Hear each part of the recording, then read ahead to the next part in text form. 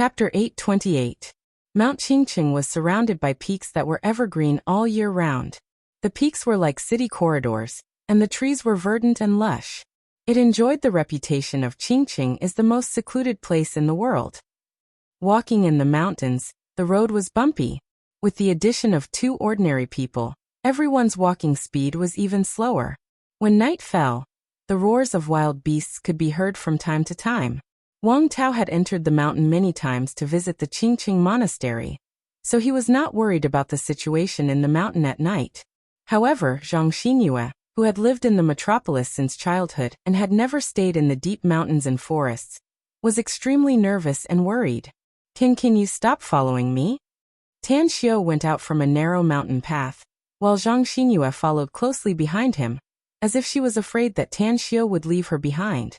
Zhang Xinyue quickened her pace and grabbed Tan Xiao's arm with the help of the faint moonlight in the sky. While cautiously observing the surroundings, she nervously said, "Where are you going? Don't leave me." Tan Xiao forced a smile and said, "Please, I'm going to relieve myself. You stay with the others first, I'll be back soon." Zhang Xinyue blushed. Fortunately, it was nighttime, and no one saw them. After he hurriedly ran back to Mo and the others, he picked up a fist-sized stone from the ground and held it tightly in his palm. After a while, Tan Xiao returned to the front of everyone and looked at the dark winding path ahead. He then said in a deep voice, "Let's continue our journey and strive to reach our destination as soon as possible." "Shall we take a break first, Big Brother Tang?" Wang Tao forced a smile. "It's too tiring to keep walking on the mountain road." Tan Xiao was silent for a moment before he suddenly turned to look at Zhang Xinyue and said in a deep voice, "Promise me one thing." "What is it?" asked Zhang Xinyue, confused. Tan Xiao said, "No matter what you see when we enter the mountain this time, you must forget it after leaving Mount Qingqing. You can't mention what happened in Mount Qingqing to anyone." "Is there a need to keep it a secret? By the way, you only said that you were going to the Qingqing faction in Qingqing Mountain to do something. What is it exactly? Also, is the Qingqing sect like the ancient gangs?" Tan Xiao said, "You don't need to know about this for the time being. If you can promise me to keep it a secret, I'll take you on our journey. If you can't, I can let Jinshi send you back now." Zhang Xinyue hesitated and reluctantly said, "All right, I promise you." Tan Xiao nodded and quickly made a gesture to Mo. As Mo reached out and grabbed Wang Tao's shoulder, they quickly ran forward. At the same time, Tan Xiao also quickly wrapped his arm around Zhang Xinyue's slender waist and hurried forward. Zhang Xinyue was hugged by Tan Xiao. His manly aura made her heart beat faster. When the scenery on both sides of her flashed by, she couldn't help but exclaim, "Don't make a fuss. Hold on tight." Tan Xiao didn't stop and sped up again. A look of disbelief appeared on Zhang Xinyue's peerlessly beautiful face under the curtain of the night. The scenery that flashed past on both sides, and the whistling sound of the wind in her ears caused her heart to be filled with shock. Superman? A martial arts master? Judging by her eyesight, Zhang Xinyue could tell that everyone was moving extremely fast at this time. She found that even the sprinting speed of the national track and field athletes was not as fast as Tan Xiao and Mo's group. 4 hours later, when Tan Xiao and the others stopped on a mountain peak, the blazing flames in front of them turned half of the sky red. In the mountain forest in the distance, there were countless roars of beasts and cries of birds. "What's that place ahead, Wang Tao?" Tan Xiao frowned and stared. His keen eyes had already seen some buildings in the raging flames. A bad premonition even faintly rose inside his heart.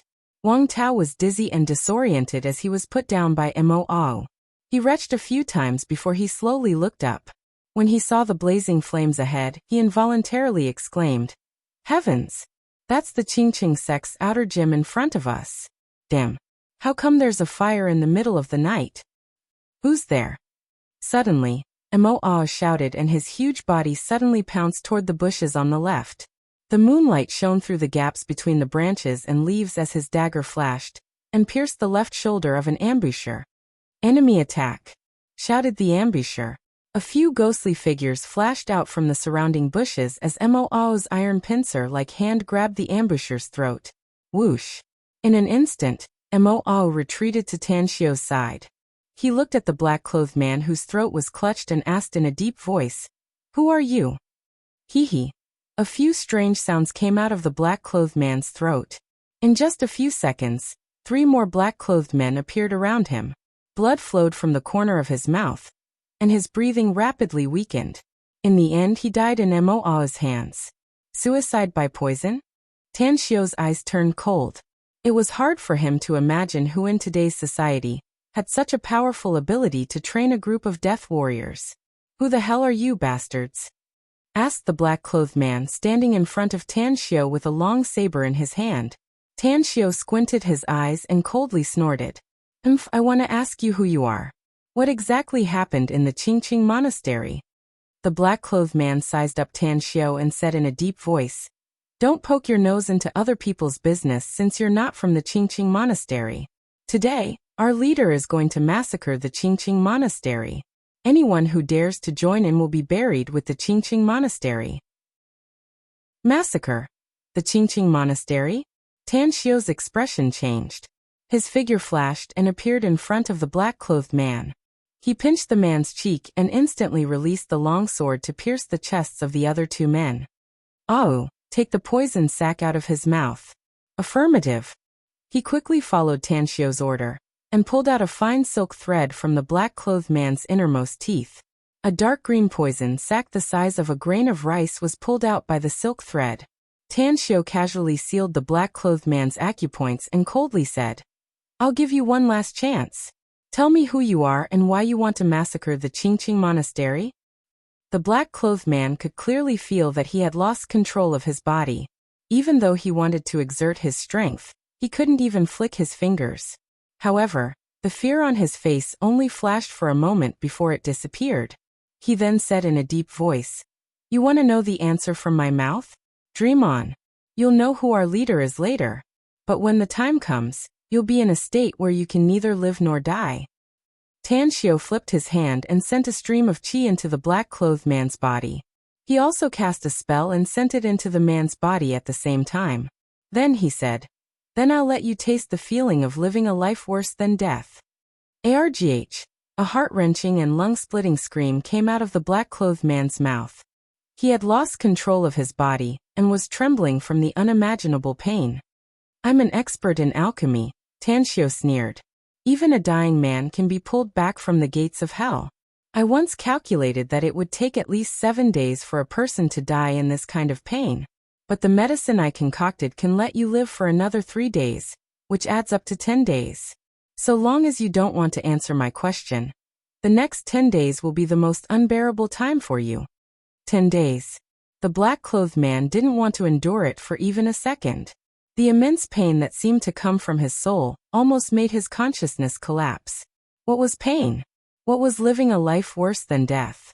It was the first time in his life that the black-clothed man truly felt it. Tan Xiu subconsciously took out a cigarette. After thinking about it, he flicked it to Jin Shi and said, "Blink your eyes a few times if you've thought it through and are willing to tell me the answer." "Yo, your eyes blink pretty fast. It seems your will is not that strong." Saying, he stretched out his hand and knocked on the black-clothed man's body a few times.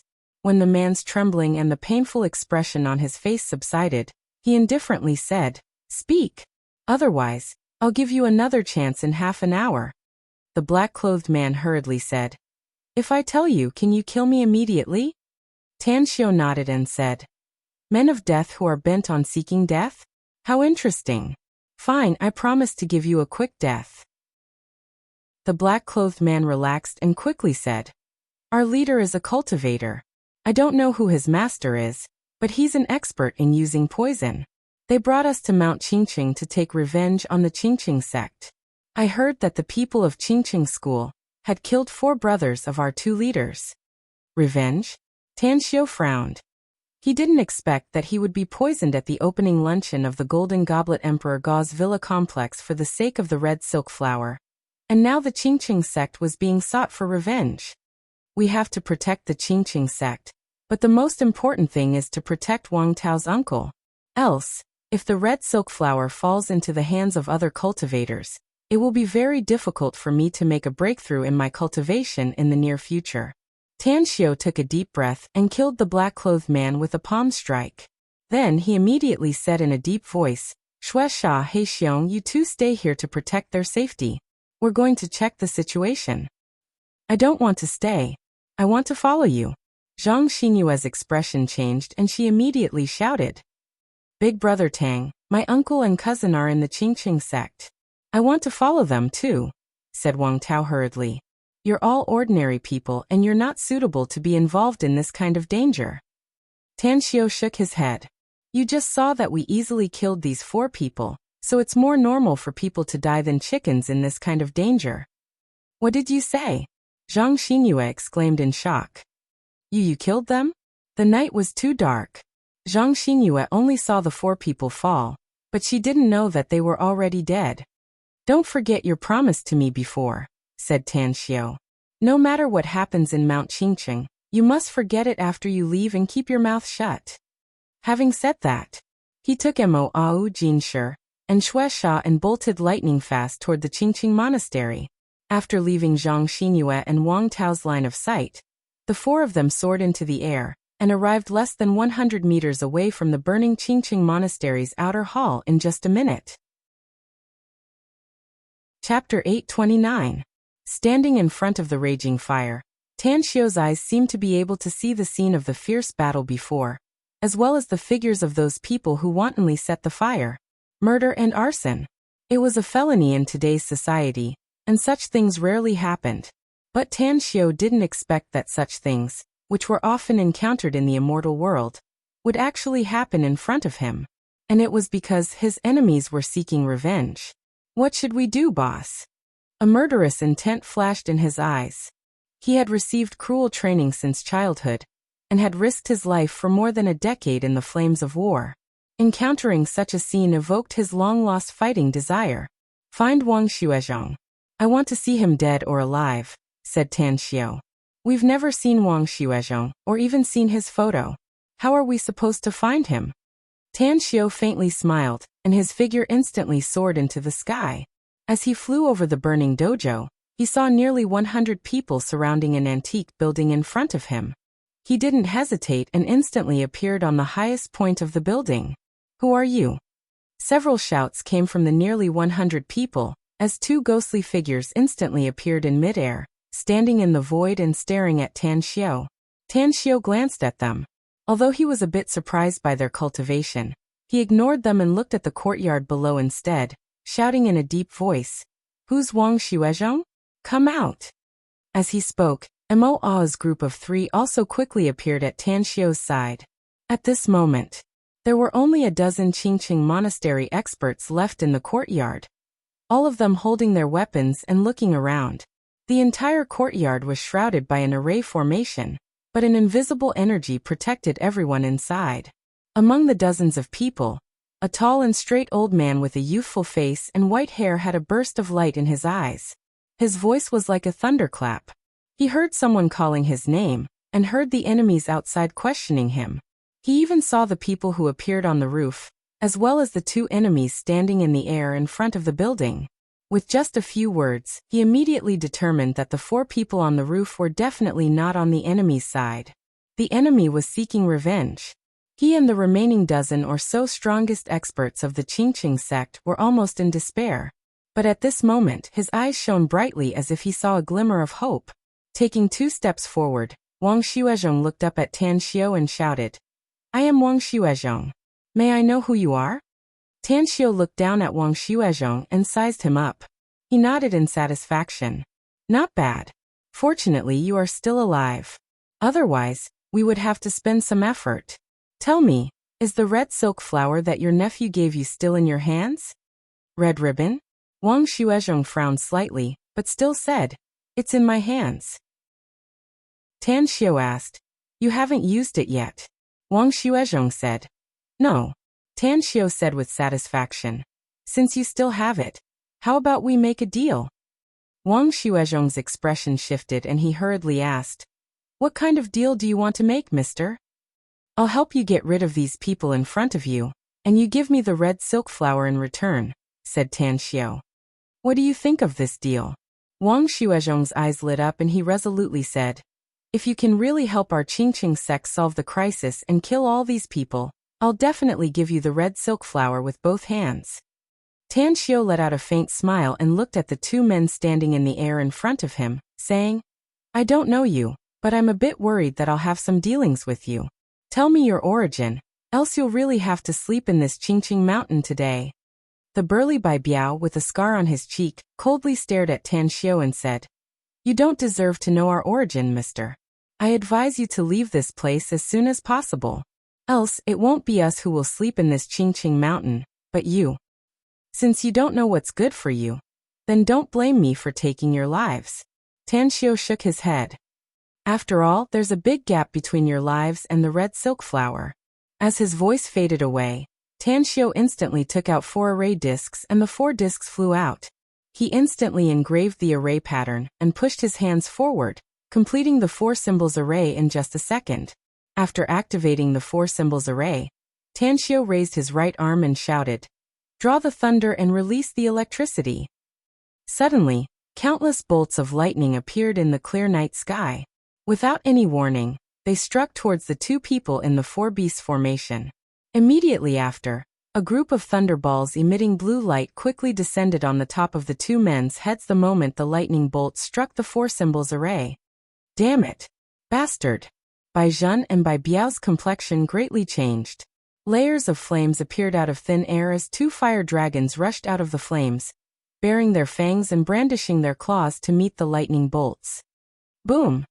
The dazzling explosion caused most of the people present to be temporarily blinded, and the deafening sound of the explosion made many people's ears buzz.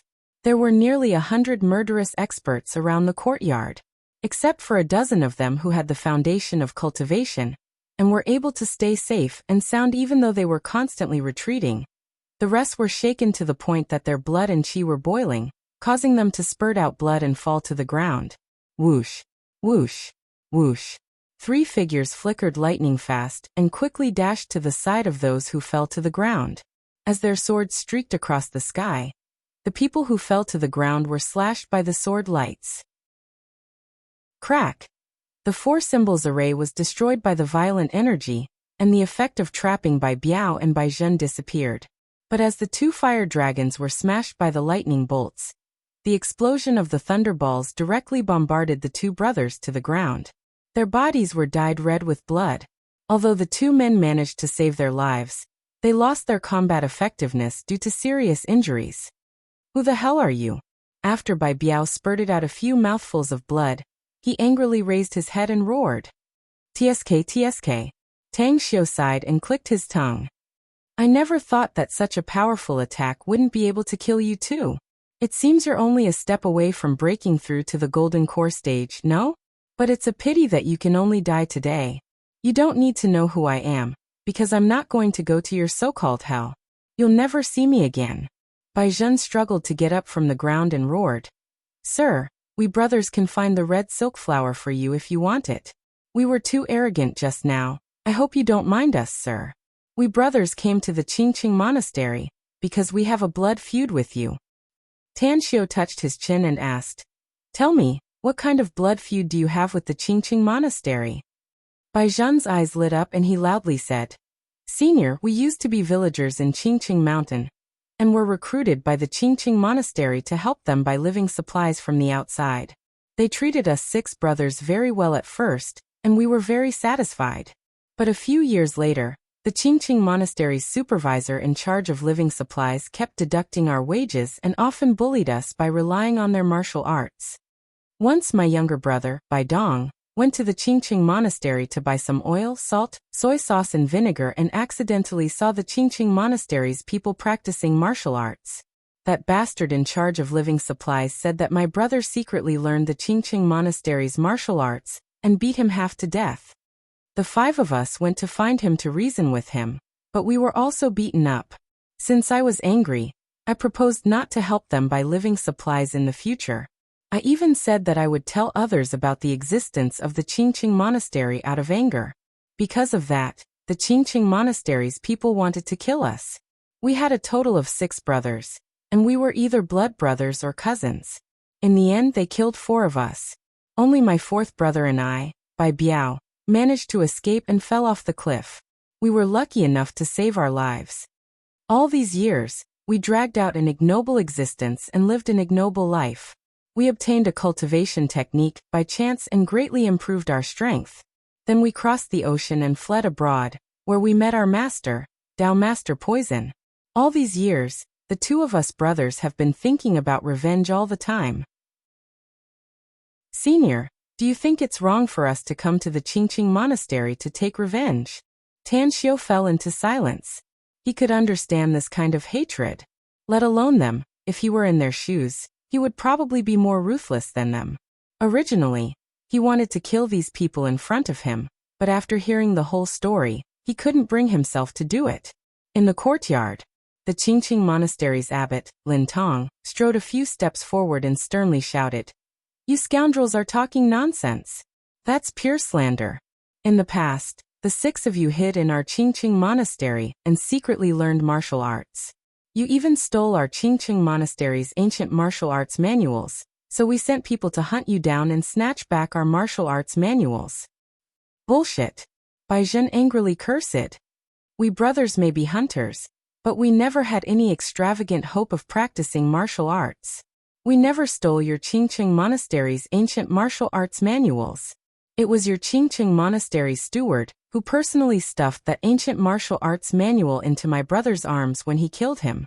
Although I was running for my life at that time, I saw it clearly. What? The Qingqing Monastery's experts in the courtyard glanced at each other in dismay. At that time, they only knew from the steward's report that the 6 fellows who usually helped the Qingqing Monastery by daily necessities outside had stolen their Qingqing Monastery's ancient martial arts manuals, so they sent people to hunt them down. How? How did it turn into a false accusation? Baizhen raised his hand to wipe the bloodstain on the corner of his mouth and angrily said, "I don't need to deceive you, Senior, nor do I want to lie.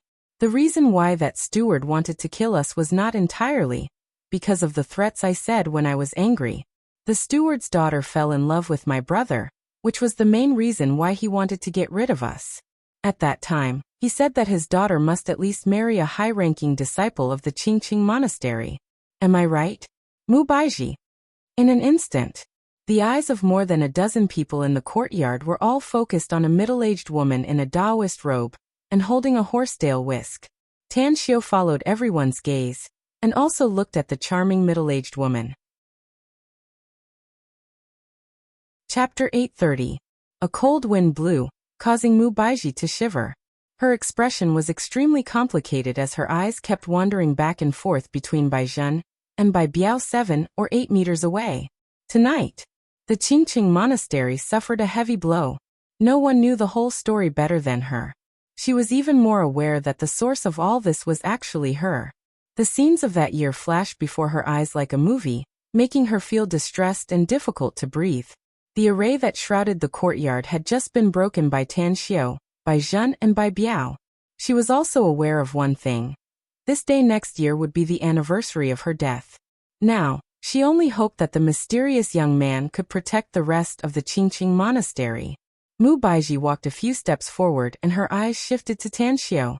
Under everyone's watchful eyes, she knelt on the ground and silently kowtowed to Tan Xiu 3 times.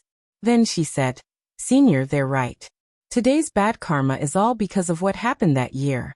I'm willing to bear all the responsibility and use my life to make up for my father's mistake and resolve the enmity between them." Qingqing Monastery's abbot Lin Tong's body shook and disbelief filled his eyes. The other Qingqing Monastery's experts around him were dumbfounded and looked at Mu Baizhi incredulously.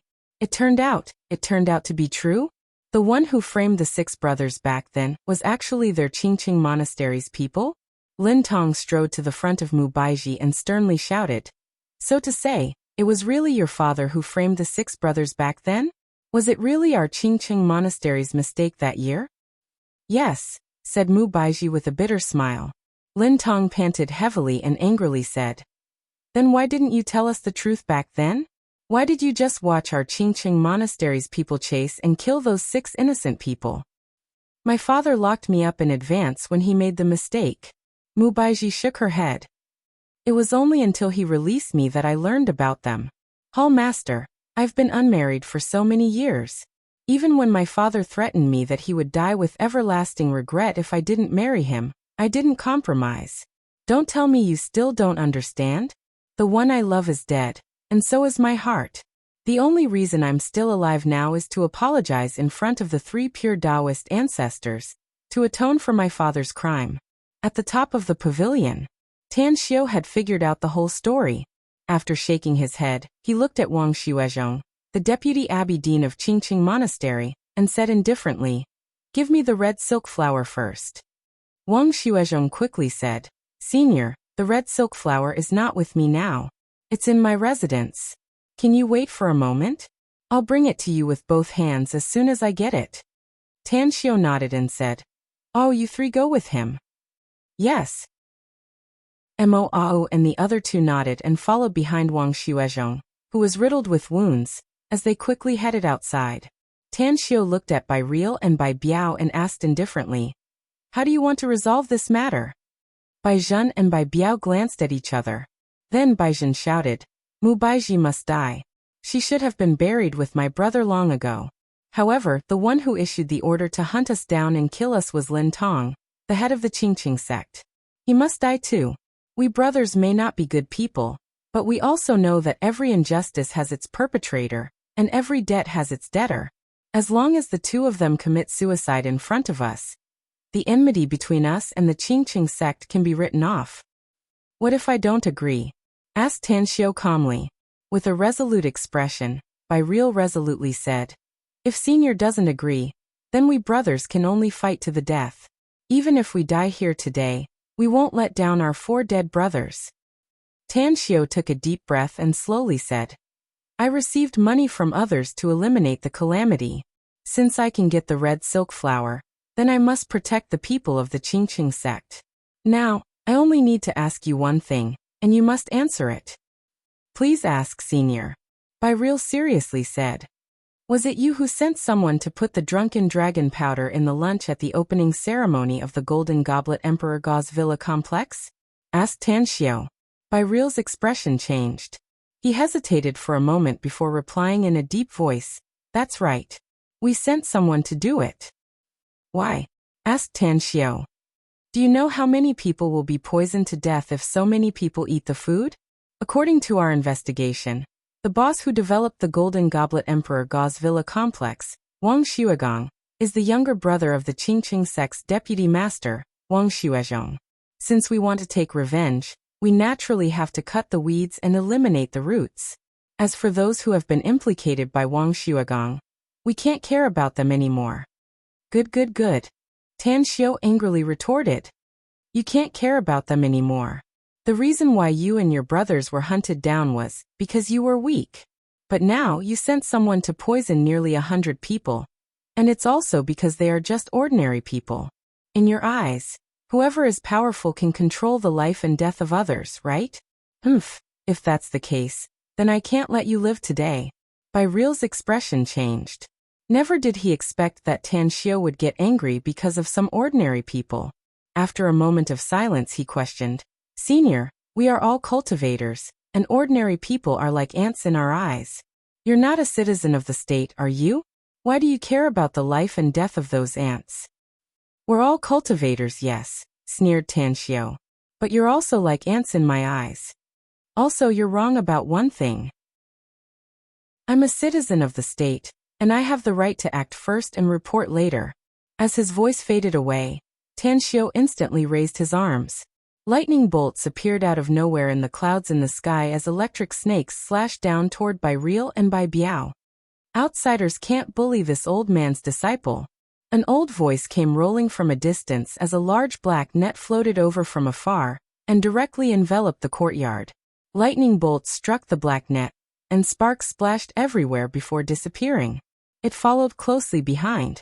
A doddering old man in a dark green robe with his hair combed into a bun appeared in front of Tan Xiu, while stepping on a flying sword.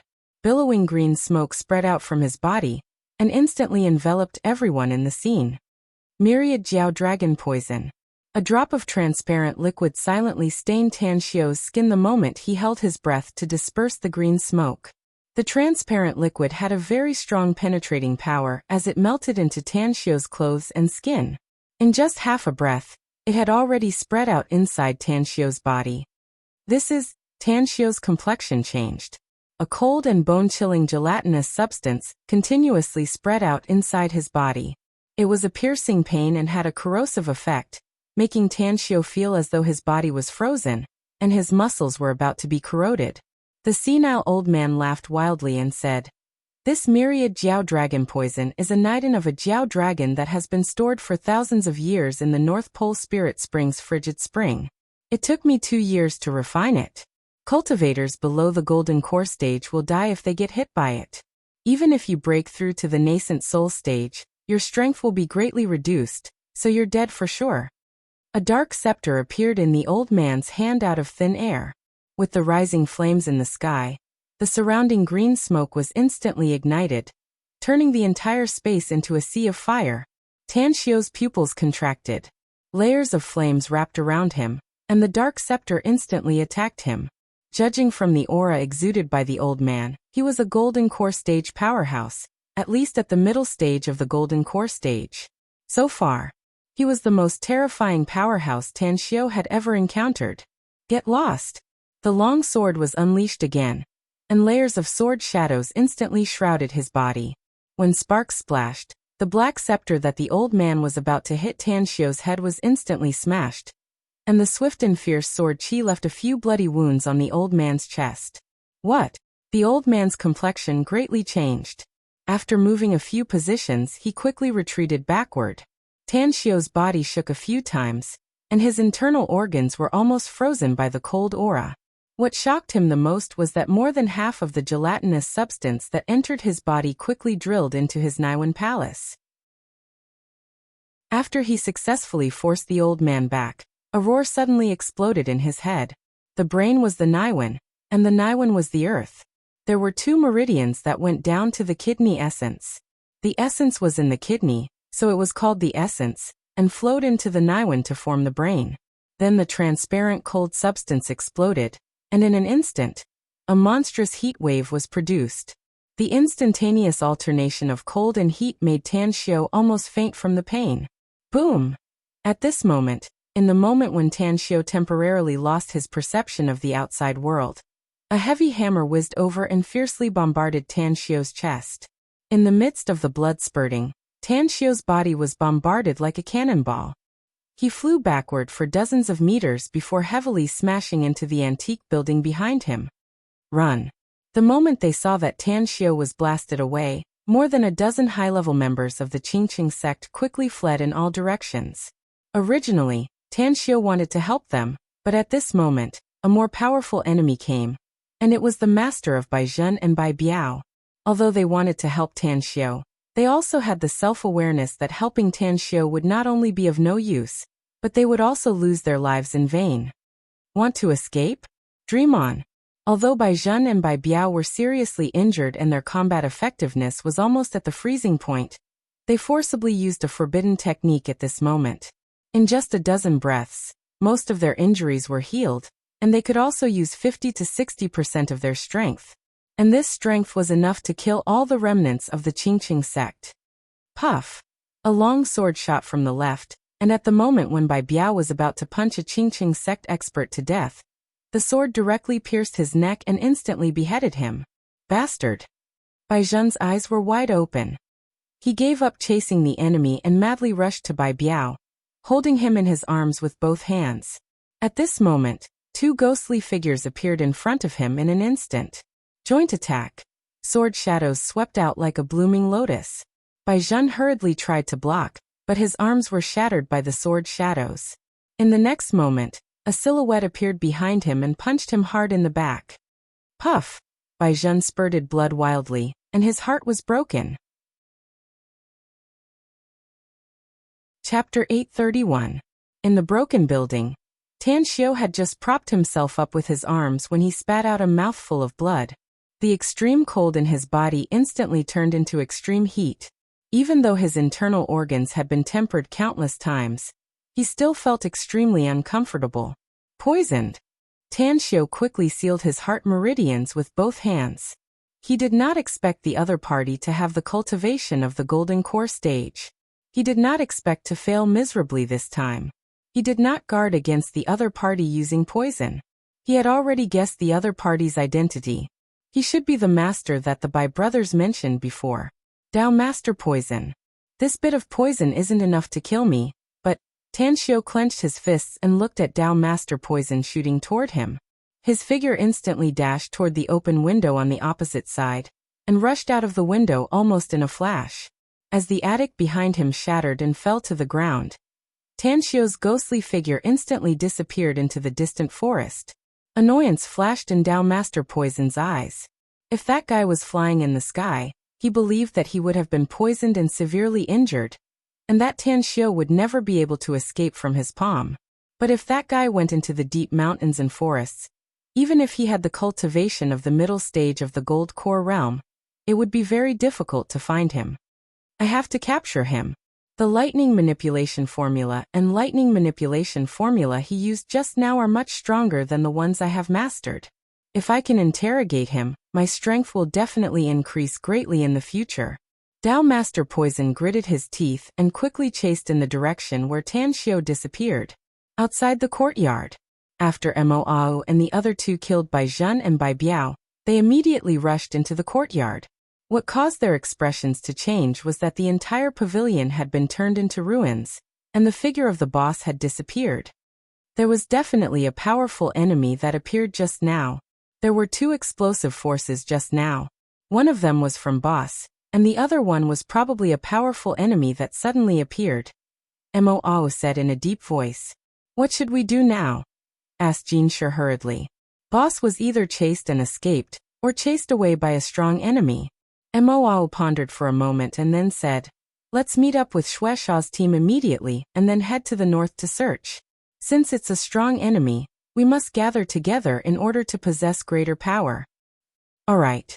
On a distant mountain peak, with a worried look on her face, Zhang Xinyue gazed at the blazing flames in the north.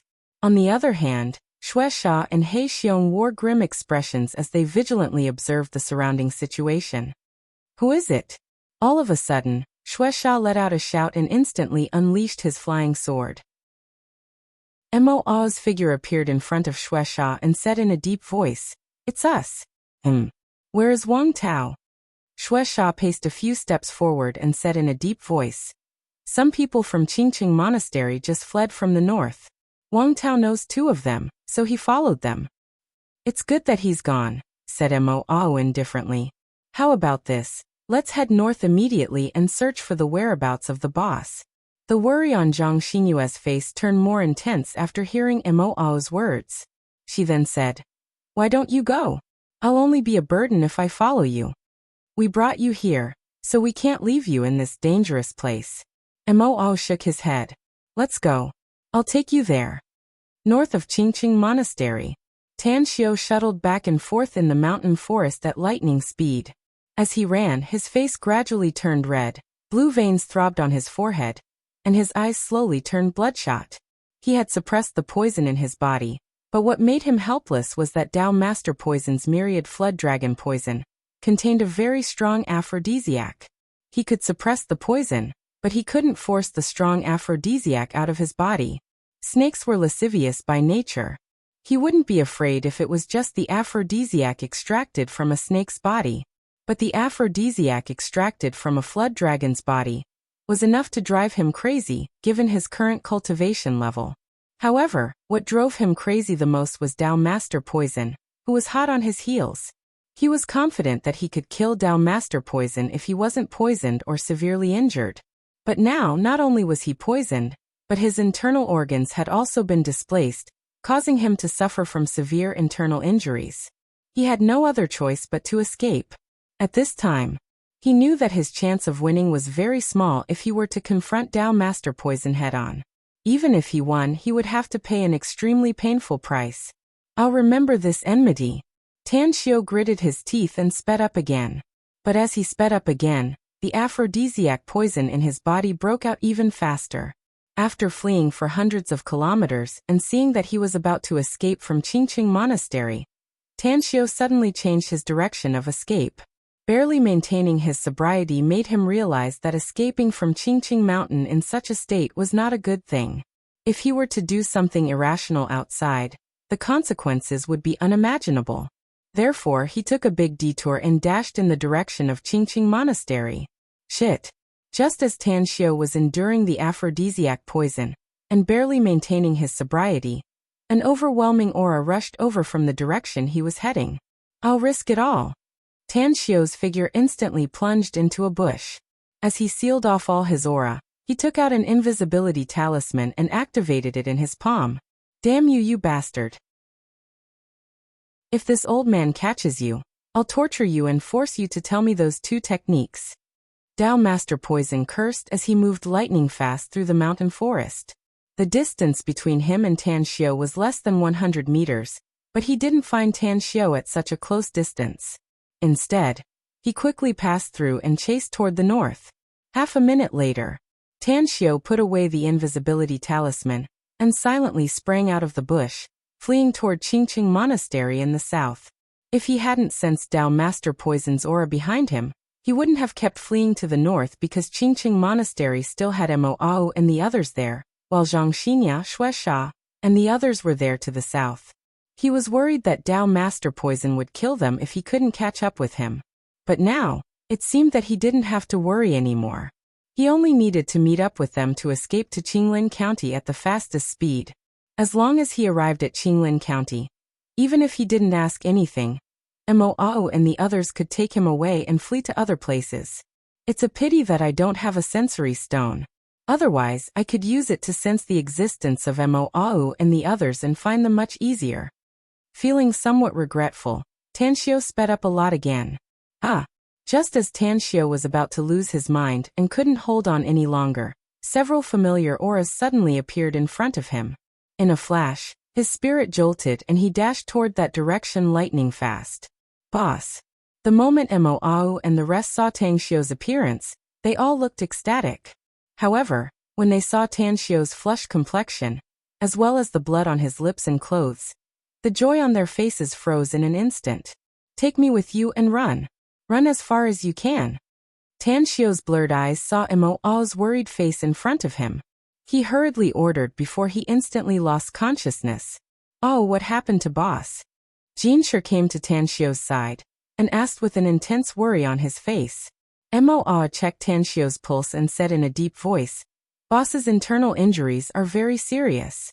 We must find a safe place to stay as fast as possible, and then find a way to heal him. Shuesha, take Zhang Xinyue. We can't hide anymore and fly to the south. Understood.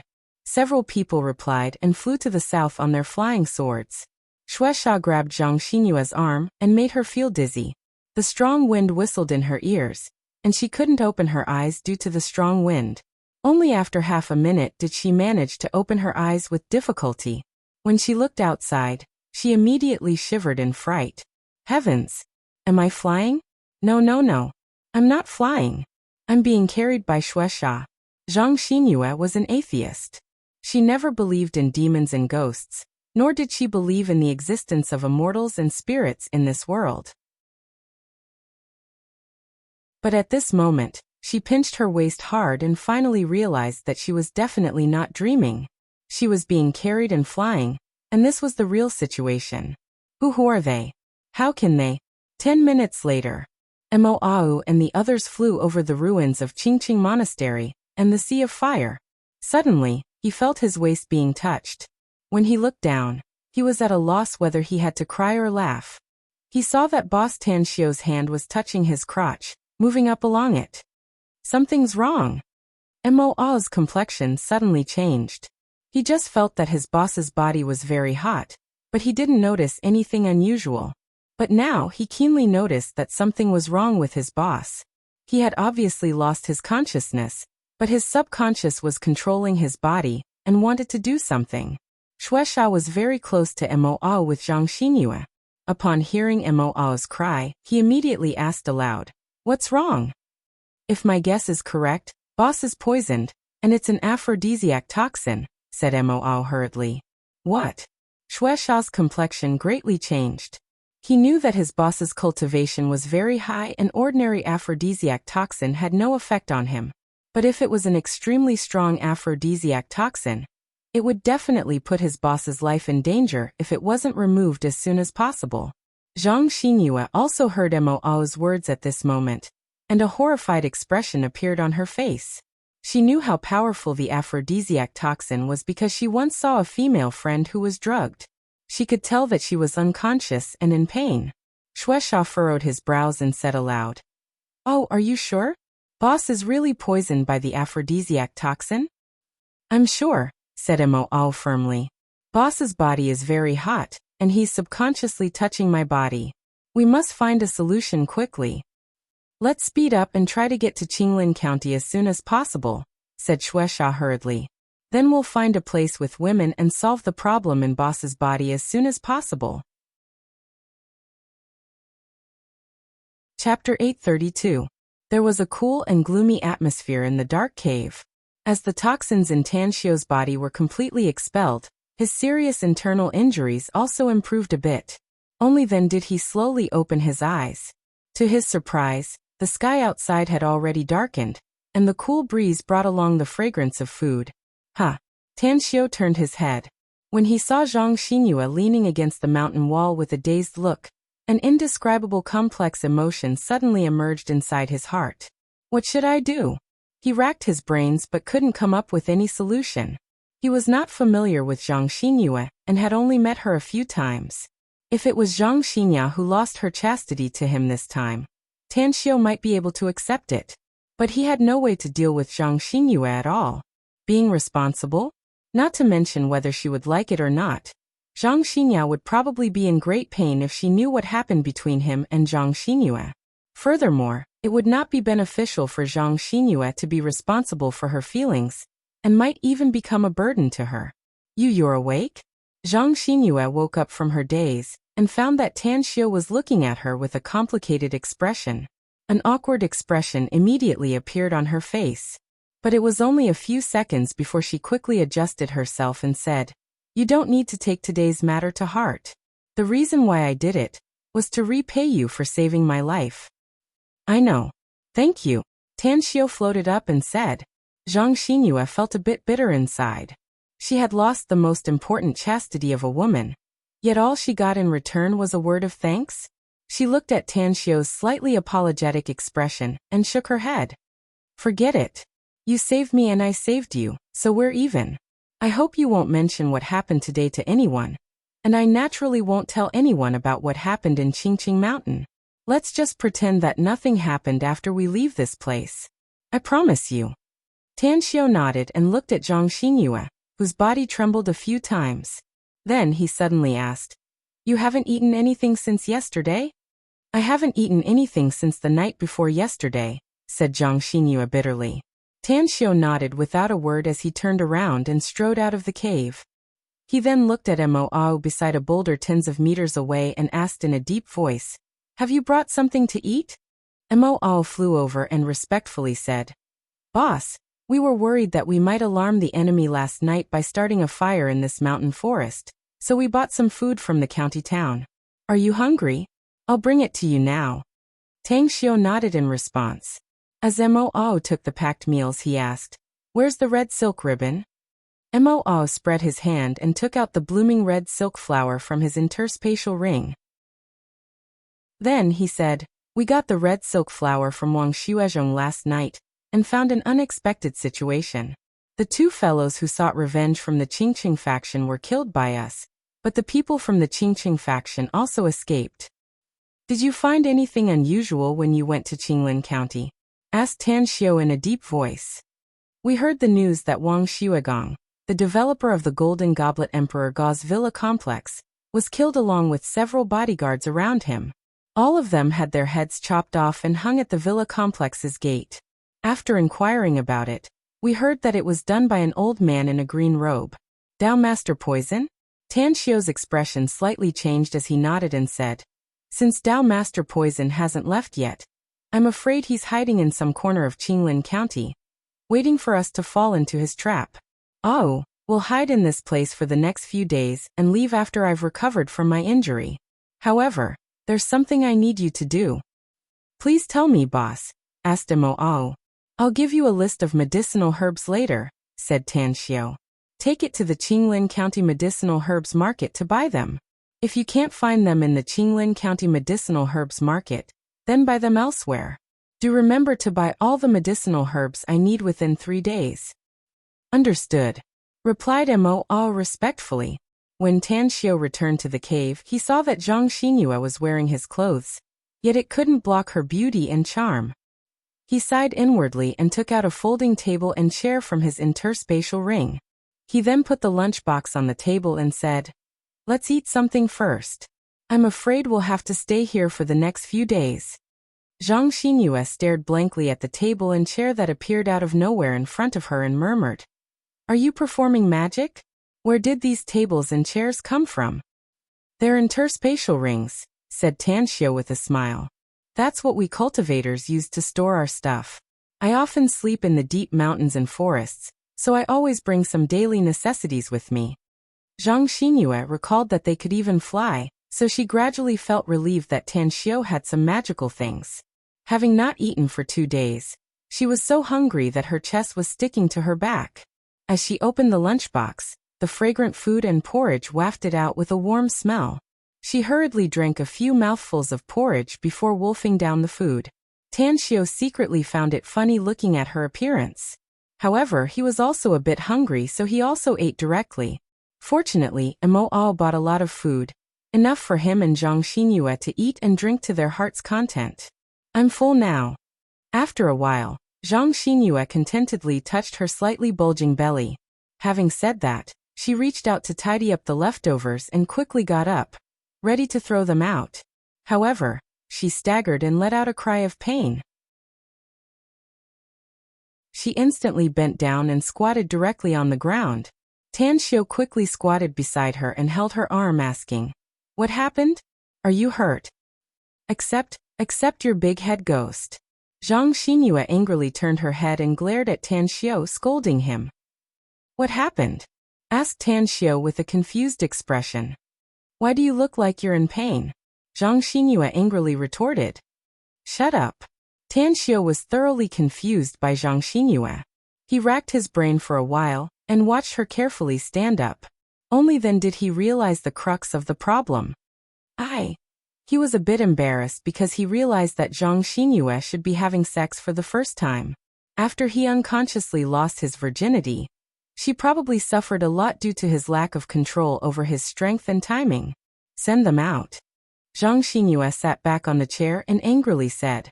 Tan Xiao awkwardly touched his nose, and then took the leftovers and quickly left the cave. After discarding these things in the hidden bushes, he found a thick tree nearby and cut it into wooden planks, quickly making a simple single bed. He then returned to the cave. Tan Xiao placed the simple single bed on the wall, and then took out a pillow and bedding from his interspatial ring. After laying it out, he said, "We're staying here for the time being, so you'll sleep on the bed later. You don't have to worry about eating and drinking since I brought a lot of food with me. It's enough for us for a few days." Although Zhang Xinyue had seen many magical means of Tan Xiao, she still found it interesting. However, the relationship between them was a bit special, so she was too embarrassed to ask about it. A few days later, Tan Xiao took another holy healing pill, and his injuries were finally healed. However, he was not in a hurry to leave.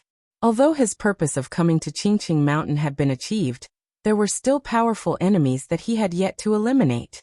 In the past few days, Jin Shi had sneaked into Qinglin County many times, and obtained a lot of news from there.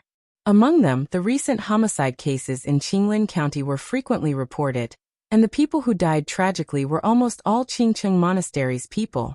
Although the entire county was under martial law to track down the green-robed murderer, there was no progress so far. "Boss, 6 of the Qingqing Monastery's people who escaped have died. I'm afraid it won't take long for the Qingqing Monastery's people to die if they keep dying like this," reported Jin Shi with a bitter smile. "There's a cause and there's an effect." Tan Xiao indifferently said, "This is a mistake made by the Qingqing Monastery, and now it's just retribution. Originally, Wang Rui helped Viviani before, and she chose to join our everlasting feast hall, so we owe him a favor. It's a pity that we didn't see him that night. I'm afraid he's already dead. Speaking of which, Wang Rui is indeed a good material for cultivation, though his character is a bit exaggerated. Jinshi sighed. It's a pity that he died in the battle that night. Else he might have been able to completely calm down and achieve something in the future after the Qingqing Monastery went through such a great calamity. He's indeed a talent, but the Qingqing Monastery is his root. Tanxiu chuckled. If the Qingqing Monastery's people aren't dead, we won't use him even if he's still alive. You don't let your imagination run wild. A talent who can't be used by us is not a real talent. Jinshi grinned. Boss, your injury has been healed now, so when are we leaving? Not far away. Upon hearing it, Zhang Xinyue's expression moved and her ears pricked up. Her mood was very complicated. She didn't like Tanxiu at first, even though Tanxiu was indeed a good young talent. However, after the Qingqing Mountain incident, she even gave her chastity to Tanxiu, causing her to have some special feelings for Tanxiu. However, it was far from enough to say that this feeling was love. However, although Tanxiu spent most of his time in cultivation these days, her eyes were always attracted to Tanxiu. His every move and every word and deed made her care about him very much.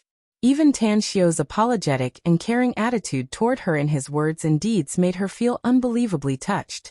Now, after hearing Jinshi's question, she wanted to leave this remote mountain and old forest.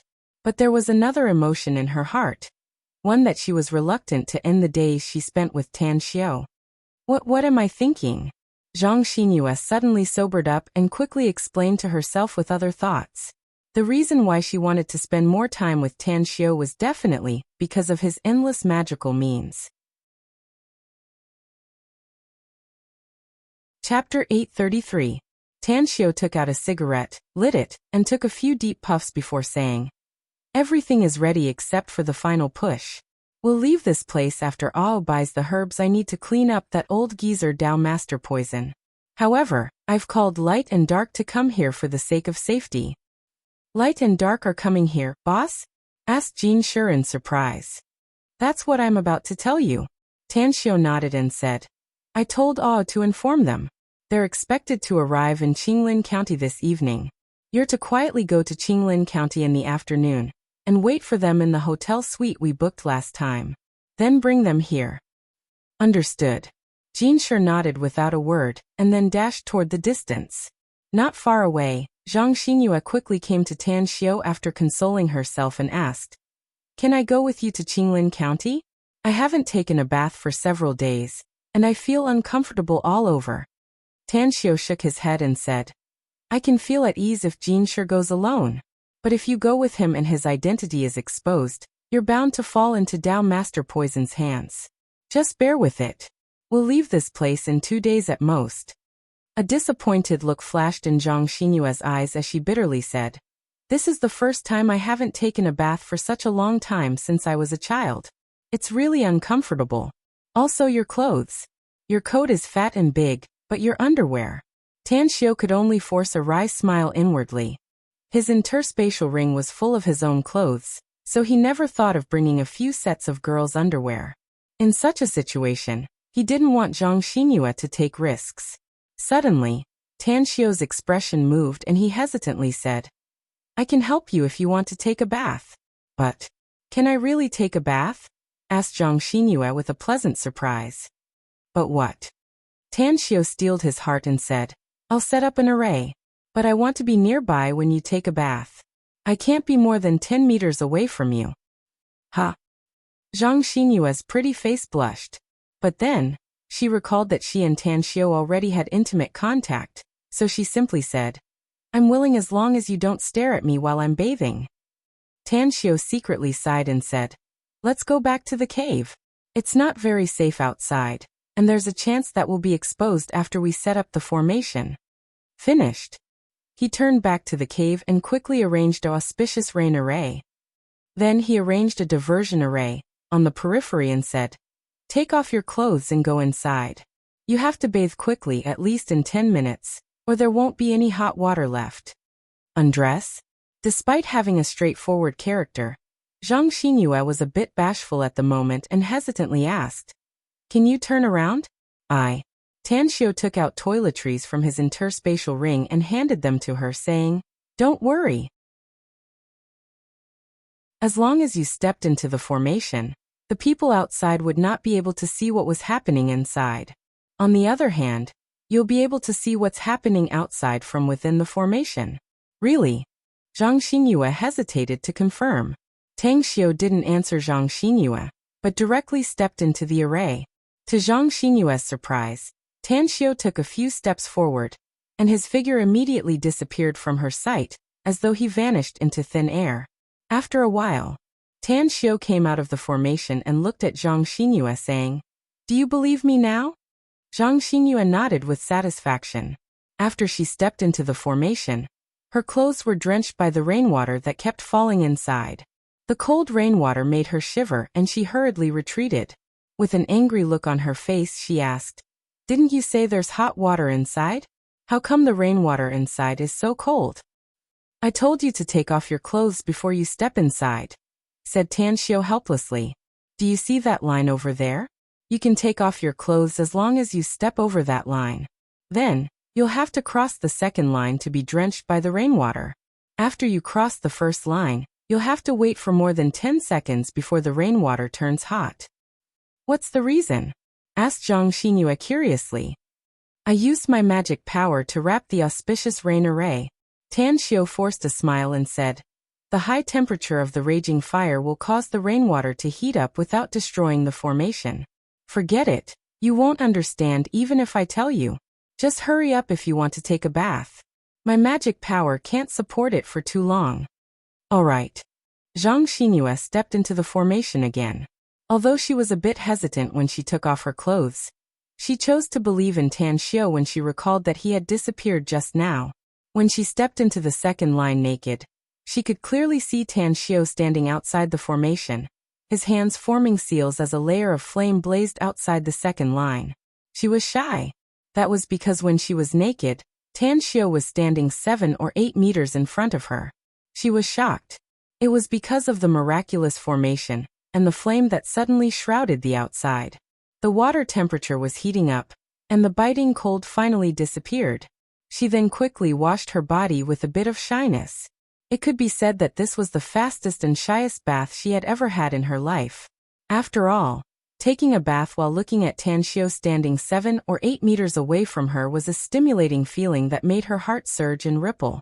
Several times, she couldn't help but recall the feeling of ecstasy that night, as well as the scene of their passionate collision. "Hurry up, I can still hold on for 2 more minutes." Tan Xiu's voice came from outside. Upon hearing his words, Zhang Xinyue quickened her washing speed. After more than a minute, she asked aloud, "I'm done with my bath, but will the water temperature suddenly turn cold when you're done?" "Do you still remember the 2 lines I told you?" Tan Xiu said. "Step out after you're done." "All right." After Zhang Xinyue stepped out and spoke to Tan Xiu, she suddenly realized that Tan Xiu only gave her some toiletries before taking a bath, but he didn't give her any clean clothes to change into. Tan Xiu's complexion was a bit pale. Using his magic power to light the fire consumed a lot of his energy. After he stopped casting the spell, he silently took out a set of clean clothes from his interspatial ring and put them on the bed in the cave. Then he said, "I'll leave the clothes here. I'll go out first." Outside the cave, Shueisha and Heixiong were hiding in the bushes, observing the distance with a mini telescope. Sensing that someone was approaching, the duo immediately gestured Tang Xiu to keep quiet after seeing him. Then, Shueisha leaned toward Tang Xiu and whispered, "Boss, it's about 450 meters in the 4 o'clock direction. It's the Qingqing Monastery's people. We've observed him. He's alone and he's hiding in the bushes over there to rest." "Where did he come from?" asked Tan Xiu with a frown. "From Qinglin County. It looks like he's heading to Qingqing Monastery," said Shueisha. Tan Xiu was silent for a moment and then said, "You two stay here and protect Zhang Xinyue. I'll follow him later to see what he wants to do." "Will it be dangerous, boss?" asked Shueisha worriedly. Tan Xiu shook his head and said, I'll immediately flee if I encounter Dao Master Poison before Ao comes back. Don't worry. It won't be easy for Dao Master Poison to kill me as long as he doesn't use poison. 10 minutes later, Tan Xiao secretly tailed the Qingqing Monastery expert, who had already rested, and quietly rushed toward the direction of Qingqing Monastery's residence. After several hours of hurrying, he finally appeared near the Taoist temple that had stopped burning. The Qingqing Monastery man hid in the dark and observed for a while before he came out of the bushes. He knelt in front of the ruins of the Taoist temple, and kowtowed a few times before rushing to the north. His movements were very light and vigilant. From time to time he observed the movements in the surroundings. After coming to the ruins of the collapsed tallest building, he dashed toward the northwest and appeared in another courtyard half a minute later. After tailing him, Tan Xiao watched the Qingqing Monastery man enter a side room. He released his spiritual sense, and was surprised to see that the man was holding a 1-meter-tall celadone vase with both hands and forcefully turning it. The originally tightly stitched wall slowly split open, revealing a spacious staircase leading downwards. Tan Xiao closely followed him. As the man went further down the staircase and the wall was about to close, Tan Xiao instantly rushed inside. Wang Feng. Several voices quickly came, followed by several figures appearing in front of the man. Tears overflowed from the eyes of the man called Wang Feng. He looked at the several men in front of him and hugged each of them. Then he bitterly said, "Our Qingqing Monastery is done for. Of the 64 people who were left on the surface, only 8 survived. For the sake of unnecessary sacrifices, the monastery master didn't let us open this dungeon, or let you out." A middle-aged man hurriedly asked, "How is the monastery master?" "The monastery master is fine, but the deputy monastery master is dead," said Wang Feng. "I came back this time under the monastery master's order to quietly take you out, and then escape as fast as possible." The middle-aged men were silent for a while. One of them slowly took out a bunch of keys and said, "I'm going to open the dungeon's door. We can't let them die here even if they made mistakes before." "Understood." They nodded silently. A few minutes later, as the doors of the 6 cells were opened, 6 men and women of the Qingqing Monastery who had committed mistakes and were imprisoned here quickly came out. Among them, the fastest one was a young man. Wang Rui? Tan Xiao hid in the corner of the staircase, but his spiritual sense could clearly see that the young man was Wang Rui. Wang Rui quickly ran to the front of them and hurriedly asked, "What's the situation up there? Has the enemy retreated?" "They haven't left yet, but they've been searching for our Qingqing Monastery's people in the vicinity of Qingqing Mountain," said Wang Feng bitterly. "Including me. Only 8 of those who remained up there survived. The monastery master ordered all the Qingqing Monastery's survivors to seize the time to escape." Wang Rui's pupil shrunk. He suddenly grabbed the man's arms and asked, "What about my father? Where is he?" Wang Feng's expression turned dark as he said, "I'm sorry for your loss, Wang Rui. When the deputy monastery master fled to Qinglin County, the enemy caught up with him. He passed away." "What?"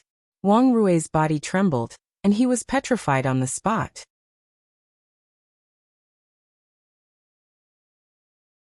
Chapter 834. Tan Xiao didn't expect that Wang Rui was still alive. Through his divine sense, he observed Wang Rui's pain. He sighed and walked out from the corner of the stairs. He had seen the tragedy of the Qingqing sect with his own eyes.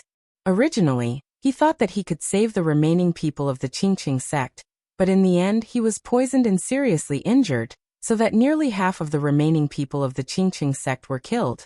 Who is it? There were a total of 10 people in the dungeon. Except for Wang Rui, the other 9 people all noticed Tan Xiao's figure and shouted loudly. Tan Xiao shook his head and sighed. "You don't need to be nervous. I have no malice toward you. It's a pity that Dao Master poisoned us before he attacked. Otherwise, I would have been able to guarantee the safety of the remaining people of Qingqing Monastery for the time being." "It's you?" Wang Feng was pleasantly surprised upon seeing Tang Xiao. He ran to Tang Xiao under everyone's watchful eyes, knelt on his knees and kowtowed a few times. Only then did he crawl up and gratefully said, "I never thought that you were still alive. If you hadn't saved us that night, I'm afraid that the remaining dozen of us would have died.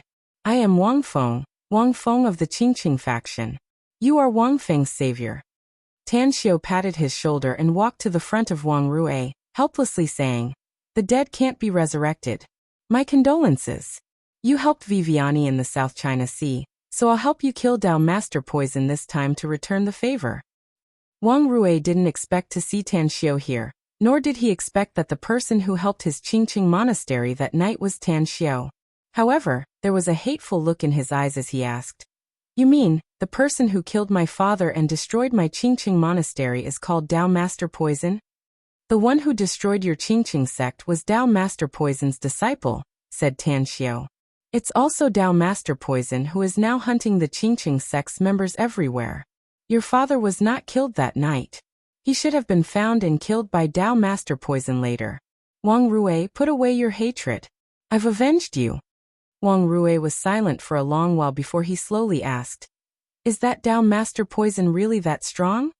Tan Xiu said, "Invulnerable to swords and spears, flying in the sky and burrowing into the earth. He was so strong that many ordinary people couldn't even imagine it.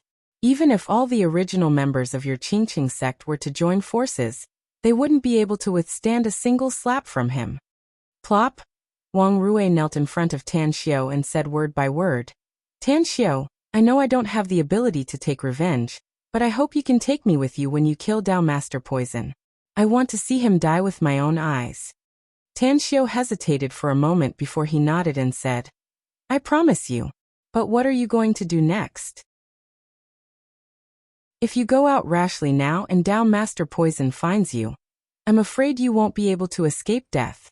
Senior, are you still unable to beat Dao Master Poison?" asked Wang Feng.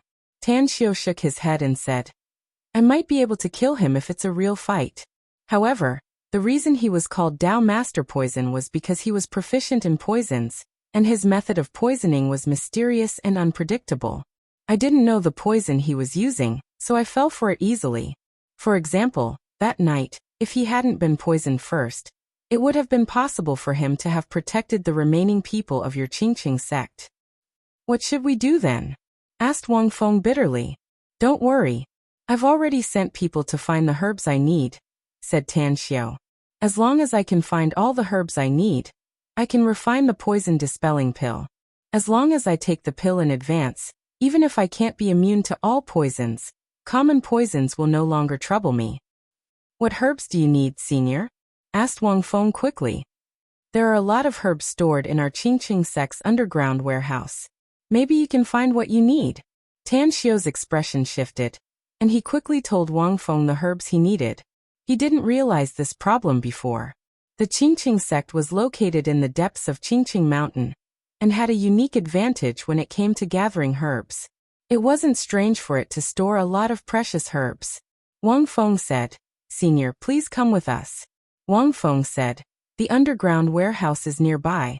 I know several kinds of herbs you just mentioned are stored there. Let's go." Tan Xiu didn't want to delay, and directly left the dungeon with everyone.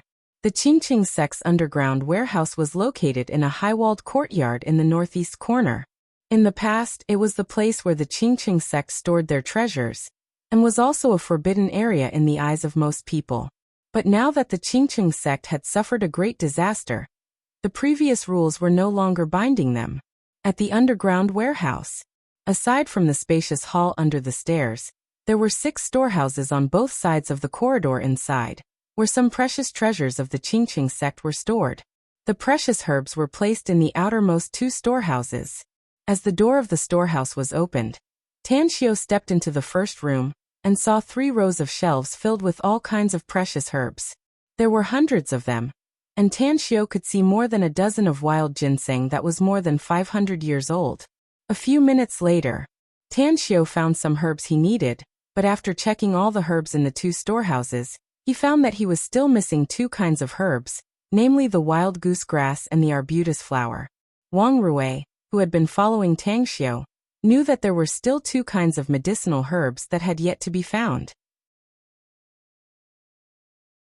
Then he said, "We've never heard of these 2 names, wild goose grass and arcane rose. Can you draw them? We'll look for them later." No problem. Tan Xiao took out a pen and paper and quickly drew the two herbs. After watching for a while, Wang Rui frowned and said, "Isn't this arbutus flower a pitcher plant? It's just a very common weed. It's everywhere near the swamp in the west of Qingqing Mountain." "That's right. There are some in the dungeon I was locked up in before, but only a few of them." "Pitcher plant?" Tan Xiao forced a wry smile inwardly. Although he had read many books on herbs, he had never seen the introduction of the arbutus flower. It turned out that this herb was actually called pitcher plant on Earth. It must be noted that the arbutus flower could be refined into a medicinal liquid that could promote blood circulation and remove blood stasis, as well as strengthen the muscles and bones. It had a very good effect on ordinary people and cultivators. If it was an extremely old arbutus flower, it would even be beneficial to immortals. Earth. It was truly a huge treasure land. Tan Xiao sighed and asked, "Since the arbutus flower can be found, what about the wild goose grass? Do any of you know about this herb?" "No, I don't. Never heard of it." Everyone shook their heads with bitter expressions in their eyes. "Since no one knows about it, then we can only wait and see," said Tan Xiao. "I've already sent someone to buy it. Maybe we can find it." All right. At this moment, everyone could only pin their hopes on the people sent by Tan Xiao. As soon as Tan Xiao stepped out of the storehouse, he suddenly asked, "Are you selling these herbs from your Qingqing monastery? I can buy them at a high price if you're willing to sell them. Or, you can exchange them with something else." "We won't sell them, but we can exchange them," said Wang Rui without hesitation. "If you can exchange a cultivation technique with us, Tan Xiao, you can take away all the herbs in these two storehouses." Upon hearing this, the others immediately looked excited and nodded in agreement with Wang Rui. Tan Xiao was silent for a moment before he shook his head and said, "Cultivation techniques are no trifling matter and can't be easily taught to outsiders. However, if all of you really want to become stronger, then I can pass down some cultivation techniques to all of you. Even though it won't allow all of you to become cultivators that can soar through the sky and overturn oceans, it's still possible for all of you to improve your strengths by over 10 times. All right. Wang Rui immediately agreed. Qinglin County. In the office of the County Public Security Bureau Chief, Zhu Honggua's brows were tightly knitted as he smoked a cigarette. Opposite him were the first and second leaders of the County Party Committee, as well as the captain of the Criminal Police Squad, Li Gongda. The second leader of the Municipal Party Committee was smoking cigarettes with a frown on his face. "Everyone, we must think of a solution. The constant murder cases in Qinglin County have attracted the attention of the province. Furthermore, these murders have caused panic among the people and have seriously affected the stability of Qinglin County. If we can't apprehend the fierce beast and completely solve this matter, I'm afraid none of us here will have a good ending." Xiao Kong, the second leader of the Municipal Party Committee, pinched the cigarette butt and spoke with a gloomy face. "We've thought of all the solutions we can think of and done everything we can," said Zhu Honghua helplessly. "But the culprit is obviously not an ordinary person. It's too difficult to apprehend him and bring him to justice. The higher-ups have already sent some people down, but we don't know when they will arrive," said Xiao Kong. "But we can't count on the higher-ups completely. We must at least wait for them to arrive before we can grasp the whereabouts of the culprit." "You mean we should do the intelligence work first?" asked Zhu Honghua. "That's right." Xiao Kong nodded. Knock, knock. The office's door was knocked as a middle-aged man in a police uniform pushed the door and quickly reported, "Leaders, there are 2 women outside. They said that they were sent by the higher-ups." 2 women? Everyone's expression shifted. Xiao Kong directly got up and quickly said, "Take us to see them." A minute later, everyone saw the 2 women waiting in the hall outside. If Tan Xiao were here, he would definitely be able to recognize them at a glance. They were Electro Lady and Aqua Babe. "Ladies, Electro Lady waved her hand to interrupt Xiao Kong and straightforwardly said, "We don't need to know who you are. Your task is very simple. Find a way to help us find the whereabouts of the culprit. We're responsible for capturing him, or killing him. These are our IDs."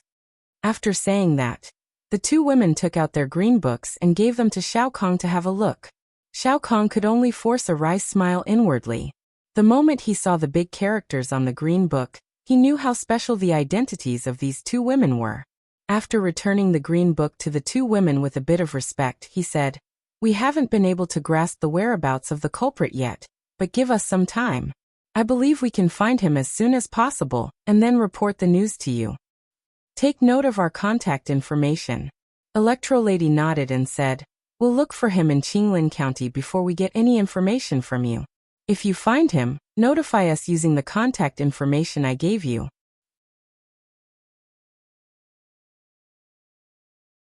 Chapter 835. Outside the cave, Zhang Xinyue was full of worry. She kept looking in the direction of Qingqing Monastery, fearing that Tan Xiu would encounter danger after leaving this place. Beside her, Mo Ao had brought back a lot of medicinal herbs, but it seemed that he was still missing 2 herbs. Oh, is the Qingqing Monastery really that miserable? Zhang Xinyue had never cared about the Qingqing Monastery's affairs. She didn't ask about it even when a powerful enemy severely injured Tan Xiu. She knew that she didn't have the ability to help, and was just a passerby. But now, she couldn't help but ask about it because she was worried about Tan Xiu. It's very miserable. Mo nodded. It's almost no different from the extermination of the monastery. Even the entire Qinglin County is now in a jittery atmosphere, because that powerful enemy is looking for Qingqing Monastery's disciples everywhere. He's killing everyone he finds. Zhang Xinyue's face turned pale. Just as she was about to speak, her spirit suddenly jolted. She saw more than a dozen figures rushing over from the distance, and the one in the front was Tan Xiu, whom she was worried about. "Oh, how's the medicinal herbs?" asked Tan Xiu immediately after he arrived. He was thinking about refining the poison dispelling pill. Mo Ao glanced at the Qingqing Monastery's disciples. He was slightly surprised when he saw Wang Rui and immediately replied, "There are 2 medicinal herbs that I haven't found yet. I've been to the medicinal herb markets of several cities, and also found some medicinal herb merchants who run medicinal herb businesses, but I still couldn't find them." "Which 2 medicinal herbs?" asked Tan Xiu with furrowed brows. "Arrowroot flower and golden needle leaf," answered Mo Ao. "Did you find the wild goose grass?" Tan Xiu stared blankly and hurriedly asked, "Yeah, I bought it from a herb merchant." Mo Ao nodded. "However, the price is a bit too high. A wild goose grass costs 180,000 yuan. Moreover, it's not negotiable. Let alone 180,000 yuan. It's worth it even if the price is 100 times more expensive," said Tan Xiu with satisfaction. "Give me the wild goose grass first and keep the other herbs. Also, they are Qingqing Monastery's disciples who survived by luck. Take them to a nearby place. I need to hurry up and refine the poison-dispelling pill." "Light and dark have arrived nearby, boss," said Mo Ao. Tan Xiu nodded and said, "Tell them to be on standby." Subsequently, Tan Xiu set up a feng shui array in the cave to prevent the medicinal efficacy from leaking and being noticed by people nearby. The demon god spirit devourer cauldron was a top-grade cauldron for refining elixirs. Tan Xiu stayed in the cave for 2 days, and only managed to refine a dozen poison-dispelling pills. Oh! The moment Tan Xiu stepped out of the cave, he shouted in a deep voice. Mo Ao and the others quickly appeared, and even more than a dozen people from the Qingqing sect rushed over. All of them looked at Tan Xiu with anticipation in their eyes. "Oh, you stay here and wait for my news," said Tan Xiu. "Jin Shi and Shueisha will leave with me, and so will Wang Rui." Wang Feng hurriedly said, "Senior, we will also go with you." Tan Xiu waved his hand and said, "You're too weak. You'll just be a burden if you follow me. At that time, if a fight really breaks out between Dao Master Poison and me, it will be very difficult for me to protect you. So, except for Wang Rui, the rest of you stay here and wait for news."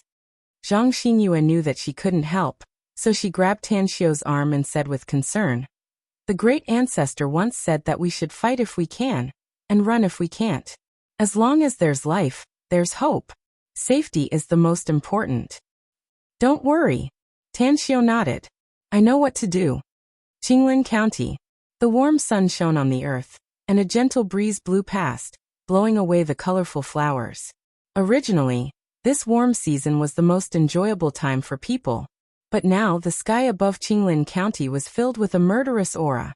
Even the pedestrians on the streets were somewhat worried. County Public Security Bureau, Li Gongda, the captain of the Municipal Criminal Police Unit, and Zhu Honghua, the director of the Qinglin County Public Security Bureau, were in the conference room discussing the coordination of the surveillance personnel. Bang! Bang! The conference room's door was knocked as a middle-aged policeman in uniform entered the room and quickly reported, "Two leaders, the higher-ups have sent someone down." Li Gongda and Zhu Honghua exchanged dismayed glances with a strange expression. However, since it was someone sent by the higher-ups, they naturally didn't dare to neglect it. After coming out of the conference room, they saw Tan Xiu, Jin Shi, Xue Sha, and Wang Rui outside. Divine Dr. Tang? Zhu Honghua looked surprised. He knew Tan Xiu. To be precise, Tan Xiu saved his life at the opening ceremony of the Golden Goblet Emperor Gao's villa complex a few days ago. I heard that you're having a headache trying to catch Dao Master poison, so I came to see the situation. Tan Xiu nodded. If you can tell me Dao Master poison's whereabouts, I can either capture or kill him. Divine Dr. Tang, is the Dao Master poison you're talking about that green-robed murderer? Asked Zhu Honghua confused. Also, he's too powerful. Tan Xiu took out the green book and handed it to the two men, saying, "It's that old geezer. I know he's very powerful. Even if you use the military's power, you won't be able to do anything to him. But I can." Zhu Honghua's pupils suddenly shrunk after seeing the green book. Only at this moment did he truly realize how terrifying Tan Xiu was. To be able to become a special existence in the National Security Department, he was definitely not only excellent in medical skills, but also very good in doing business. Perhaps, he was also very powerful in martial arts. Li Gongda didn't know Tan Xiu, but the green book made him instinctively respect him. Upon seeing that Zhu Honghua knew Tan Xiu, he asked, "Director Zhu, do you know each other?" "Captain Li, do you still remember the divine Dr. Tang I told you about before? He's the one who saved nearly 100 lives in the opening ceremony of the Golden Goblet Emperor Gao's villa complex," said Zhu Honghua. "He's the one in front of us. It's just that I didn't expect that divine Dr. Tang is also a national citizen." Li Gongda suddenly understood and said with deep veneration, "Thank you for coming here, divine Dr. Tang. We're currently looking for the criminal information you want, but the scope has been gradually narrowing down. If our judgment is correct, he should be lurking in the Dongqing district." "Dongqing district? Then let's go look for him first." Tan Xiu nodded and said, "Remember to inform me promptly if you find the exact location of his hiding place in advance." "There's something I need to tell you, divine Dr. Tang," said Zhu Honghua. "Before you came here, the higher-ups also sent 2 people from your department. They are now in Qinglin County, and are looking for the whereabouts of the murderer everywhere." "Who are they?" Tan Xiu was surprised. "One is called Electro Lady, and the other is Aqua Babe," said Zhu Honghua. A strange expression appeared on Tan Xiu's face as he couldn't help laughing and said, "Ah, it turns out to be them. It seems that these murders in Qinglin County have alarmed the higher-ups. Alright, I got it. We'll take our leave first if there's nothing else." Dongqing District. Electro Lady and Aqua Babe stood on the roof of a 10-story residential building, quietly observing the surrounding situation with binoculars. They had received information from the Public Security Bureau that the murderer was likely to be hiding here, so they decided to wait for the murderer to expose his tracks. Hee, it seems that there are a lot of people interested in this old man. Dao Master Poison appeared behind the 2 women out of thin air. He didn't immediately attack, but let out a strange smile as he observed the 2 women. There was a bit of lust in his eyes, as if he could strip off the 2 women's clothes with his eyes. Electro Lady and Aqua Babe's complexion drastically changed. They quickly turned around and were ready to fight. However, when they saw Dao Master Poison standing less than 10 meters away from them, the 2 women's hearts kept sinking. A powerful enemy. He's very terrifying. I'm afraid it'll be very difficult for the 2 of us to defeat him." The 2 women quickly exchanged glances and silently nodded after understanding each other's thoughts. Electro Lady took a step forward and coldly stared at Dao Master Poison, saying, "You're not an ordinary person. Why do you keep killing and creating panic in ordinary society? Do you dare to violate the national will of China?" "The national will?" Dao Master Poison sneered. "What a big joke. This old man may have lived in China for hundreds of years, but I've never set foot in China for the latter half of my life. If it weren't for my two good-for-nothing disciples who came here, do you really think I'd want to come here? I don't care what your reason is, but I'll give you two choices now," said Electro Lady. "First, surrender at once. Second, leave China and never set foot in China's territory again." Dao Master Poison raised his hand to touch his chin and let out a strange smile. "You want to threaten this old man with just two little babies?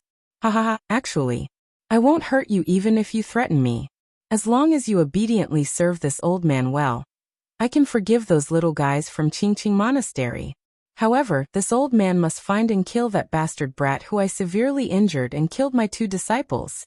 A cold light burst out from Electro Lady's eyes as she angrily shouted, "Old geezer, don't think you can do whatever you want here just because you're strong. The power controlled by the state is not something you can handle alone. You're overestimating yourself." Dao Master Poison shook his head and instantly bombarded Electro Lady with his dragon head crutch.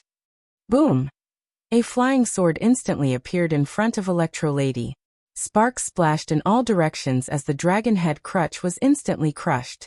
Dao Master Poison was forced to retreat several steps in succession before he could barely stabilize his figure. In front of Electro Lady, clad in white, the handsome and unrestrained Light looked at Dao Master Poison with a faint smile and said, "Those two may be overestimating themselves, but what if I join you?" Dao Master Poison's face turned gloomy as he shouted, "Who the hell are you?" "You're not qualified to know who I am," said Light with a smile. "What you do know is that there's only one ending for you today, and that's to perish your soul."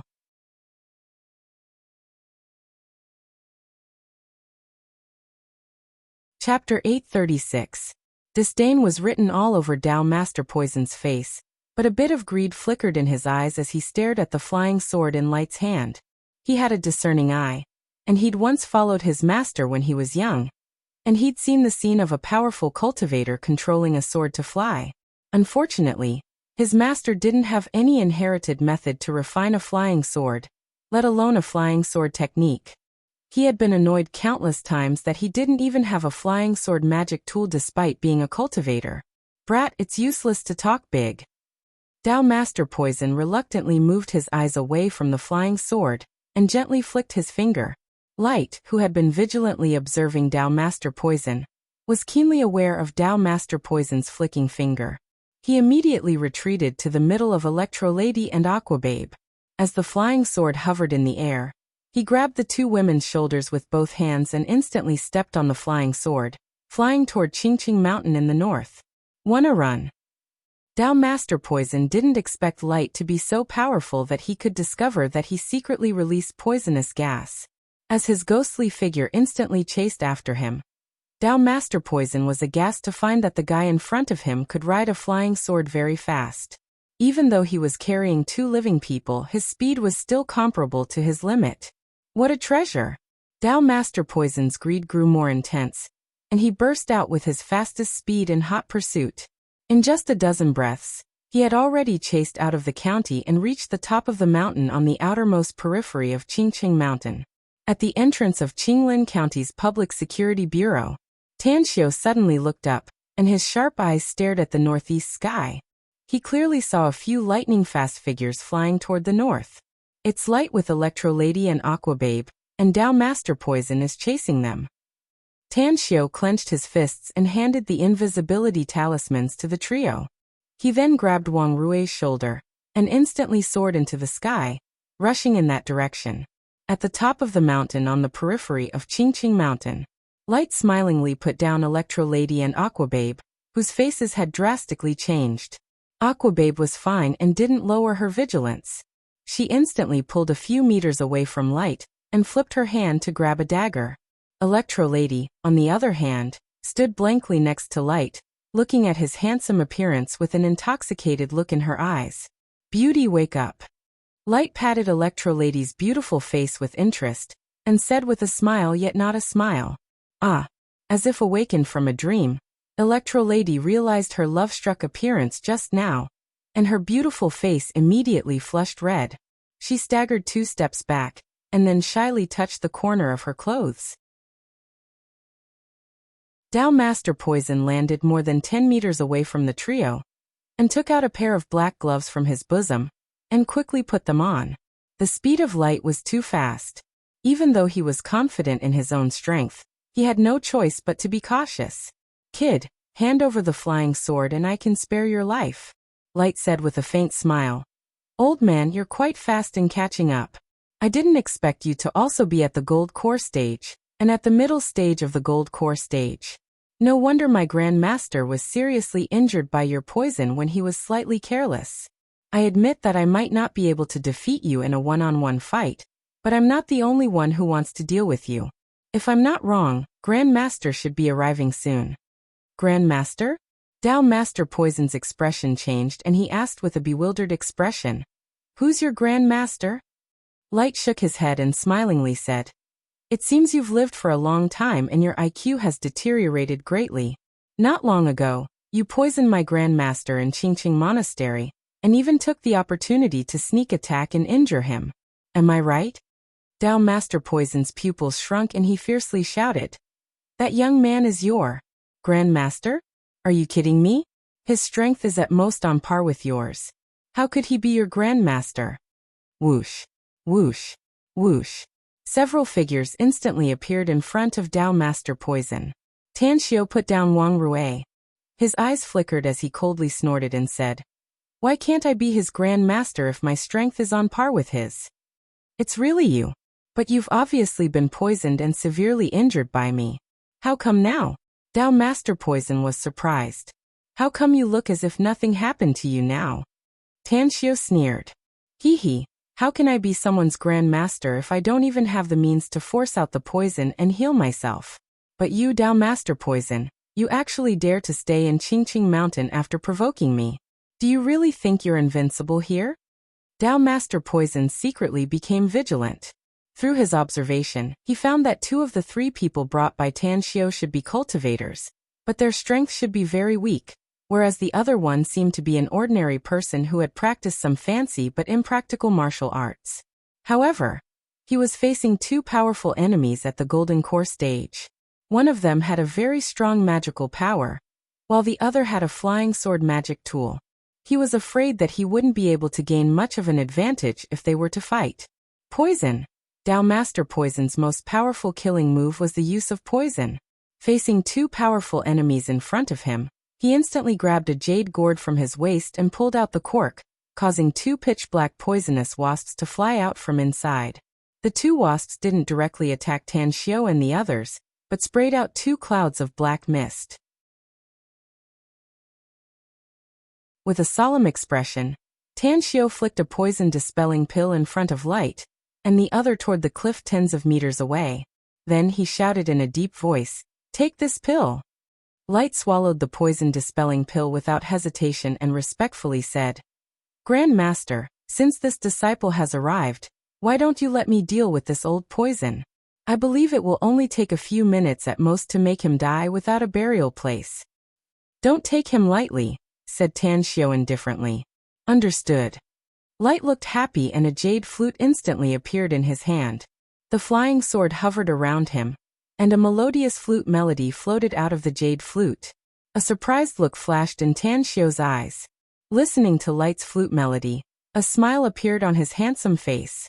He didn't expect that Gu Yan would actually teach the floating sound sword melody to Light. It must be noted that he was the one who created the floating sound sword melody and passed it to Gu Yan, when she was still a teenager. Dao Master Poison violently retreated and stood in the air. Disbelief filled his eyes as he shouted in a deep voice, My wasp venom has no effect on you? I forgot to tell you something. Tan Xiao sneered. I wasted some time to refine a lot of poison-dispelling pills, because you plotted and poisoned me in the Qingqing Monastery. Unless your wasp venom can kill a nascent soul stage expert, it won't have any effect on us. Poison-dispelling pill? Dao Master Poison's body trembled, and the vigilance on his face turned thicker. He was an expert in using poison, and even cultivators at the Golden Core stage like him were afraid of his poison. However, he was also most worried about encountering powerful people with poison-dispelling pills. What should I do? Dao Master Poison began to consider whether to fight or flee. However, Light didn't give him much time to think. Along with the flute melody, the flying sword hovering around him was like a soldier receiving the command of its commander. It transformed into layers of overlapping sword images that blotted out the sky and rushed toward Dao Master Poison. The imperial sword art could be controlled with spiritual sense. However, the floating sound sword melody had higher requirements. Along with the rhythm, the flying sword seemed to transform into thousands of soldiers and horses that strangled the enemy in a special formation. This is... Dao Master Poison's heart turned cold, and he violently retreated backward. Even though his cultivation was a level higher than Light's, he didn't dare to confront such an attack head-on. However, at this moment, layers of ripples suddenly appeared in the void tens of meters behind him. Ha! Dao Master Poison focused most of his attention on the front. Although he noticed the fluctuations in the air behind him, it only gave rise to a trace of doubt. However, being cautious by nature, he still dodged to the side as he retreated. Just this time, a flying sword appeared in the air and pierced through his chest, allowing him to avoid being stabbed in the heart. Damn it! Never in his wildest dreams did Dao Master Poison imagine that there was someone in this world who could hide their body in the air. The moment the abruptly appearing flying sword pierced his body, he saw a phantom suddenly appear and control the flying sword to unleash a swift and fierce attack. One-eyed dragon, get out here and save me! Dao Master Poison was scared because the black-robed phantom controlled the flying sword and sealed off all his escape routes after he was hit by this move. The overwhelming sword images in front of him also arrived in front of him. He was well aware that he would probably meet the Grim Reaper if no one came to his rescue. What a sinister pair of kids! In the nearby mountain forest, a figure flashed lightning fast and fiercely slashed out with a bronze axe. The flying sword and the bronze axe, controlled by the flute melody, collided. To Tan Xiu's and Light's surprise, the flying sword didn't smash the bronze axe. Instead, under the tremendous force, the overlapping sword images dissipated, and the flying sword itself flew backward toward Light. Puff! Puff! Puff! Puff! The black-robed dark controlled the flying sword, and left more than a dozen bloody wounds on Dao Master Poison's body. Then she dashed toward the mountain forest below, and disappeared in nearly half a second into the dense thicket below. Tan Xiu looked at the old man who saved Dao Master Poison's life. The old man's white hair was draped over his shoulders, and he wore a gray Chinese tunic suit. One of his eyes was tied with a belt, and he was really a one-eyed blind man. You're with him? One-eyed dragon let out a hollow laugh and sighed. Sure enough, the new generation really surpasses the old, and the new generation is stronger than the previous one. This old man really admires you kids. But who's with this old poison? This old man just followed this old poison to collect his debt, but I didn't expect to run into this mess. Old geezer, I'm very curious as to what kind of debt this Dao Master Poison owes you for you to risk your life to save him. Tan Xiu sneered. Today's matter is already a dead end. You rashly barged in, so you can't just stay out of it. One-eyed dragon couldn't help laughing and said, Don't be so arrogant, kiddo. This old man may not be your match, but you can't stop me if I want to escape. Even I don't think there are more than 5 people in this world who can stop me.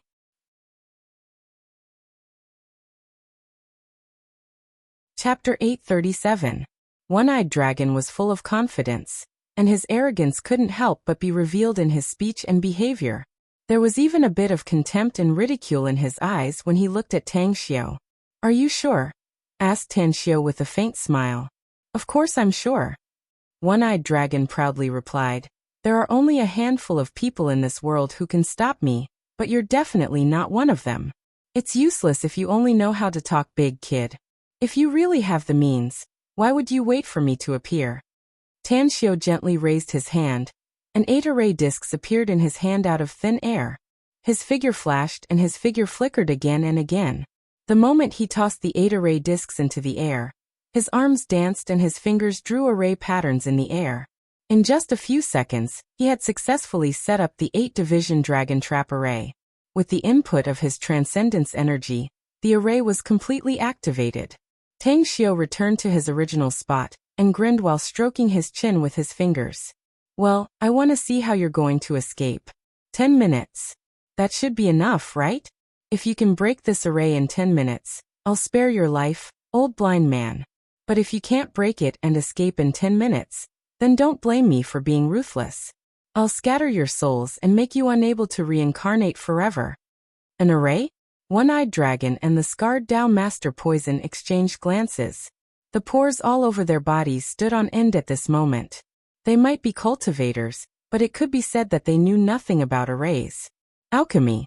The two of them could barely understand a bit, but the pills they refined were very ordinary. However, they were completely clueless when it came to weapon refinement and array formations, which were skills that cultivators should have mastered. Even the cultivators they had known for hundreds of years had never heard of any of them who knew how to refine artifacts, let alone arrays with such magical effects. You, who the hell are you? One-eyed dragon, who was trapped in the array, shouted with a pale complexion through the array's energy shield. Tan Xiu indifferently said, "If you want to know who I am, then break my temporary array formation if you have the ability. Of course, even if you break this array formation, something more interesting will happen later. In short, you will be miserable today, extremely miserable." Finished. He no longer paid attention to them and turned to look at Electro Lady and Aqua Babe, who were dumbfounded and said with a faint smile, "I trust you two have been well since we last met, right?" Aqua Babe's lips squirmed and she forced a smile. "We wouldn't have needed to rush here if we knew you were here, Mr. Tang. Moreover, we didn't know that they were cultivators before we were sent here, and their strength was so terrifying. Come to think of it, you've saved us again. Speaking of which, we're also colleagues, so it's natural for us to help each other." Tan Xiu lightly smiled. "However, leave the matters here to me. If the two of you have other matters to attend to, you may leave first." "We can't go back immediately before dealing with them, Mr. Tang," said Aquababe hesitantly. "Also, I know you don't like trouble. After we deal with the two of them, we'll deal with the aftermath." "All right." Tan Xiu nodded. Electro Lady was in a daze the moment Tan Xiu appeared. Never did she expect that Tan Xiu would appear here, nor did she expect that Tan Xiu would be acquainted with that super handsome guy who made her heart beat faster. She sobered up. With a complicated expression, Electro Lady pointed at Light and asked, "Mr. Tang, is he your grand disciple?" Tan Xiu glanced at the handsome and elegant Light in white and smilingly said, "That's right. According to seniority, he's indeed my grand disciple." "What's wrong? You've taken a fancy to this grand disciple of mine?" Electro Lady's pretty face blushed, but she still replied with all seriousness, "You must be joking, Mr. Tang. But he's indeed very good, and I like him very much. If you can facilitate our relationship, Mr. Tang, you'll be my benefactor in the future." "Ha ha ha." Tan Xiu burst into laughter, while Light was at a loss whether to cry or laugh as he kept shaking his head. Tan Xiu chuckled and said, "Everyone loves beauty, and this grand disciple of mine is indeed very good. However, you still need to solve the matters between men and women, so I won't meddle in it. Light, you've messed up this beauty's heart, so you must comfort her well and don't hurt her." "Ha ha. Hee hee." Ripples appeared in the air a few meters away from Tan Xiu. Dark, who was clad in a black robe with her flowing black hair, appeared. She approached Tan Xiu in a gentle manner and pulled Tan Xiu's arm, saying with a charming smile, "Grand Master, my big brother really should get married and have children. He definitely won't dare to disobey you as a matchmaker." "Dark." Light angrily shouted. Tan Xiu glanced at the masked Dark in surprise. He shook his head and couldn't help but chuckle. "I do want to be a matchmaker for your big brother, but who knows what kind of woman he likes. You, on the other hand, can't always hide in the dark and live in the future. Men and women should get married, so you can tell me secretly if you have someone you like." Dark's eyes froze and immediately rebuked. "What nonsense are you talking about, Grand Master? I won't marry unless someone is as great as you, Grand Master." Tan Xiu couldn't help laughing and said, There aren't many men as great as me. I'm afraid I'm a rarity even in the immortal world. You're asking for too much. Just lower it a bit. Ha ha ha. Dark couldn't help but burst into laughter. Her figure flickered and disappeared in the air. North of Qinglin County. On the roof of a 10-story building, Li Gongda and Zhu Hongwa stood side by side with binoculars, watching the sky above Qingqing Mountain in the distance. The two of them could clearly see the dazzling golden energy shield. They could even see Tang Xiao and the others on the hilltop. I never believed in ghosts and gods before, Captain Li. But now I do. Immortals and gods really exist in this world. Zhu Hongwa sighed with a forced smile. Li Gongda nodded and said, I once knew that there are ability users in this world, but these people are very terrifying and belong to a special department that specializes in handling special cases in the country. But I didn't expect that there are people who are more powerful than ability users. If my guess is correct, they are the legendary cultivators who pursue the ethereal and illusory realm of becoming immortals and seeking the Tao. That's just a rumor. How can there be such people in this world? Zhu Hongwa was surprised. Li Gongda put down the binoculars and pointed to the mountain in the north. Words are no proof, but seeing is believing. Don't tell me they can't convince you? Zhu Hongwa opened his mouth and immediately nodded with a forced smile. Yeah, I believe them. We couldn't catch the murderers before, but they turned out to be not ordinary humans, but cultivators with magical means. Li Gongda laughed. Now that Divine Dr. Tang and the others have taken action, we can finally feel relieved. I believe our superiors won't blame us anymore. That's right. Zhu Hongwa said. With so many murders in Qinglin County, I realized that I might not be able to keep my job anymore. But who would have thought that things would take a turn for the better, and the murderers turned out to be such people? If the superiors know about this, I'm sure they won't give me the title of dereliction of duty anymore. Don't worry. Li Gongda nodded. I'm actually very grateful to Divine Dr. Tang. He saved my life before, and now he's caught the criminals, said Zhu Hongwa. If our country can have more immortals and gods like him, I'm afraid it'll be much more peaceful. Do you worship him? Li Gongda asked with a smile. Worship, gratitude, and respect, said Zhu Hongwa with a straight face. Ha ha ha. Li Gongda laughed and picked up the binoculars again. On the mountain peak, the 8-sex dragon trap array was constantly absorbing energy from all directions to stabilize the array's operation. Its function was very simple, to trap the enemy. Inside the array, Tao Master Poison and One-Eyed Dragon crazily attacked the energy shield formed by the array, yet they couldn't break it. One-Eyed Dragon, we can't go on like this. This array can isolate the heaven and earth spiritual energy. We're constantly consuming it, but there's no way to replenish it. If we can't break this array, we'll be exhausted to death here. Tao Master Poison's wounds were no longer bleeding, but his severe injuries made him extremely irritable. I know what you said, but I can't think of any other way to break this array apart from that, said One-Eyed Dragon bitterly. You mean the soul-slaying nail? Tao Master Poison was startled. The one-eyed man said helplessly, yeah. One-Eyed Dragon helplessly said, that damned thing. I've been sealing it inside my body all these years trying to subdue it. But it's not willing to be used by me until now. If I force myself to use it, it will no longer be under my control once this array is broken. I'll never be able to use it again. Tao Master Poison was silent for half a minute before he bitterly said, just use it. Even if we lose a treasure, it's better than all of us being trapped here. I'll give you that poison dragon if we can escape and go back. A golden thread snake? Asked One-Eyed Dragon in surprise. This is a golden thread snake that this old man has been cultivating for 180 years. Tao Master Poison nodded and said, although there's no hope for it to transform into a flood dragon in this lifetime, it will probably not be inferior to a flood dragon once it really grows up. One-Eyed Dragon squinted his eyes and asked in a deep voice, are you serious? Yes, but I'll write off all the debts I owed you before, said Tao Master Poison. No problem. The One-Eyed Dragon replied with satisfaction.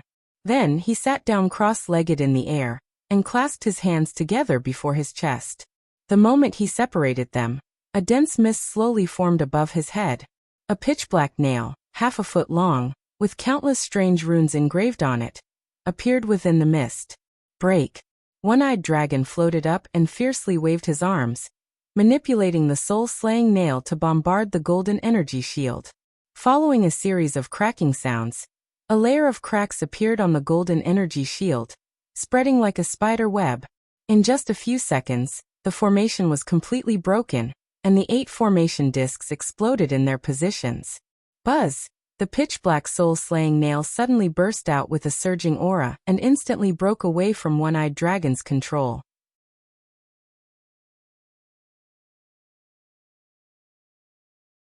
Chapter 838. Tanxio's eyes lit up the moment the soul-slaying spike appeared. He didn't care even if the 8-division dragon trap array was broken. His figure flickered lightning fast and chased after the soul-slaying spike. At the same time, he cast a series of hand seals and instantly wrapped the soul-slaying spike with surging primal chaos force. Absorb. Tanxio stepped on the void and changed his hand seals. The primal chaos force wrapped the struggling soul-slaying spike and abruptly pulled it in front of him. Impossible. What a strong aura. One-Eyed Dragon and Dao Master Poison's complexion drastically changed and horror burst out from their eyes. Their bodies stiffened in midair as though they were cast with a body-freezing spell. Tanxio didn't even look at them. He bit his finger, and a drop of blood instantly fused into the soul-slaying spike. In almost the blink of an eye, the struggling soul-slaying spike was absorbed into Tanxio's body. Light Dao Master Poison, I'll leave this one-eyed dragon to you. With a bit of excitement, Tanxio's eyes finally fell on One-Eyed Dragon and Dao Master Poison. As his figure flickered and appeared in front of them, he instantly unleashed the divine sword. 100-meter-long sword beam streaked across the sky and engulfed the two in an instant. Block it! One-Eyed Dragon screamed. His surging true essence force condensed into a saber and fiercely slashed at the sword beam. At the same time, he released his golden core.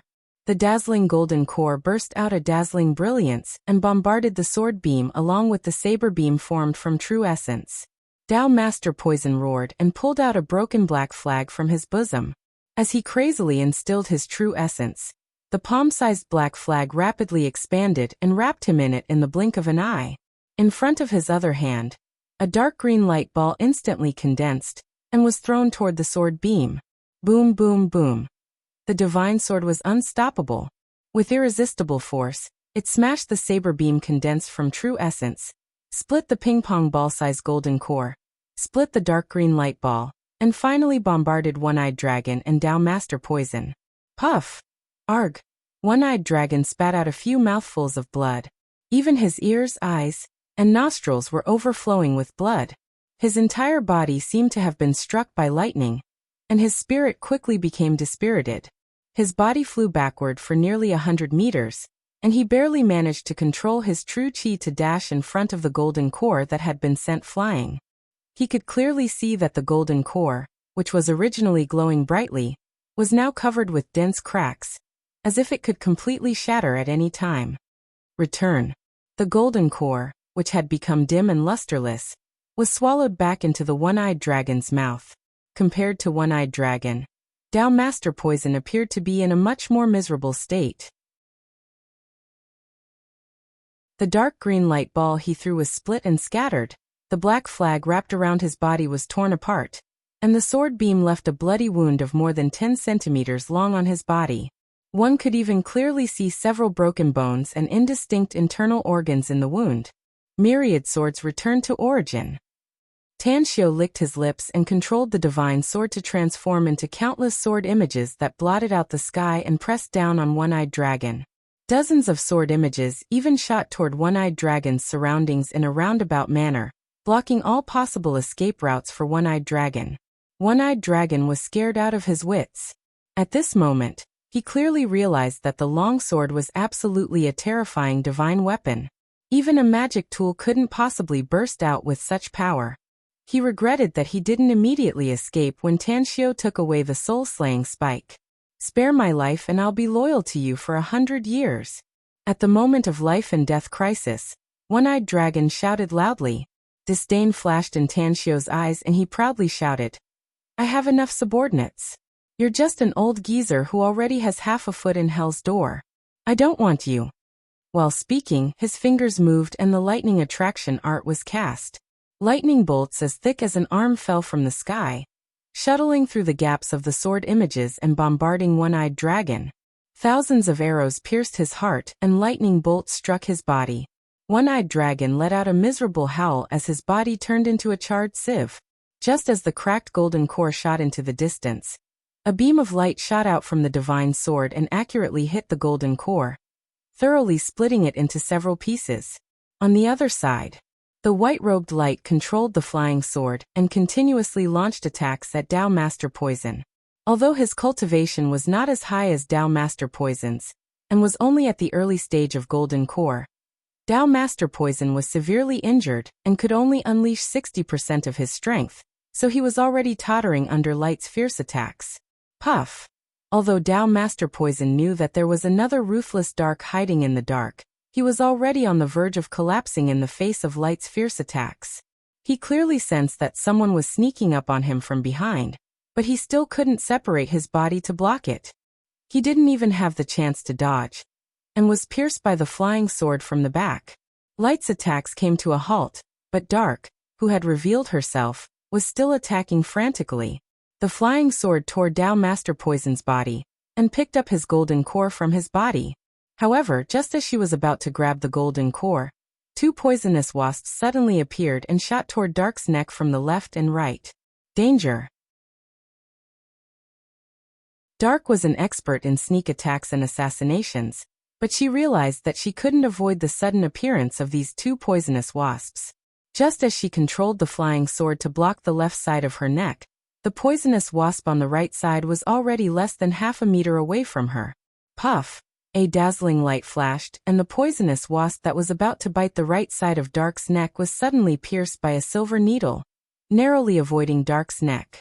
Dark looked at Tan Xiao with lingering fear. She then grabbed the golden core, and appeared in front of Tan Xiao lightning fast. She then gratefully said, "Thank you for saving me, Grand Master." Dao Master Poison is an expert at the mid-stage of Golden Core, after all. Tan Xiao shook his head and said, "It's not surprising that he has a few things with terrifying lethality. Be more careful in the future. Even if it's an unremarkable nobody, he or she can release a terrifying killing move that can make you fail miserably. The path of a cultivator is full of ups and downs and crises. You can only overcome all obstacles and always be vigilant to live longer, go further, and become stronger. Will sincerely follow Grand Master's teachings." Light and Dark cupped their fists at the same time. Tan Xiao was silent for a moment and suddenly said, "I'll bestow upon you the surname Tang from now on. Are you willing to accept it?" Bestow a surname? Light and Dark exchanged glances and nodded silently. They then knelt in front of Tan Xiao, and kowtowed 3 times to express their gratitude to Tan Xiao. "Since you've accepted it, then untie the troublesome thread that's been troubling you," said Tan Xiao. "It's up to you whether you choose to recognize each other, or choose to sever your bloodline." Understood. Hesitation appeared on the faces of the siblings. Tan Xiao shot them a deep look. Then he suddenly turned around and said with his back facing them, "Do you want to hear a story?" Light and Dark, namely Tang Guang and Tang En, who had been bestowed the surname Tang, nodded and said, "Please tell us, Grand Master." Tan Xiao said, "I once met such a person. He came from a prestigious sect, and was favored by tens of thousands of people. It could be said that he was in existence envied by countless people. But one day he seemed to have changed into a different person. He was no longer a silk pants who grew up with a golden spoon in his mouth. Instead, he became diligent and hardworking. He had parents, relatives, and friends, yet he felt very lonely and even painful at times. It was because he missed his real family on a blue planet in the distant starry sky. The mother who had endured all kinds of hardships to raise him." Tang Guang and Tang En exchanged glances. After listening to the story, they immediately realized who Tan Xiao was talking about. It was because the Grand Master in front of them was the only one in line with the protagonist of the story. Tan Xiao continued. He returned to Earth and was no longer a supreme in the immortal world, but he was very satisfied. Without strength, he was willing to start all over again. Without a prominent identity, he could still strive to achieve something. But that unforgettable familial love was something worth cherishing. You two siblings should be aware of who I'm talking about. Tang Guang and Tang An nodded. The story I told you is just the beginning, Tan Xiao said. But after I returned to Earth, I uncovered some mysteries that had been puzzling me for a long time, such as my father and the relatives of my father. That is, the Tang family in the imperial capital. Tang Guang and Tang An shuddered at the same time. They already knew some things about their grandmaster, Tan Xiao, and they also understood what he wanted to say at this moment.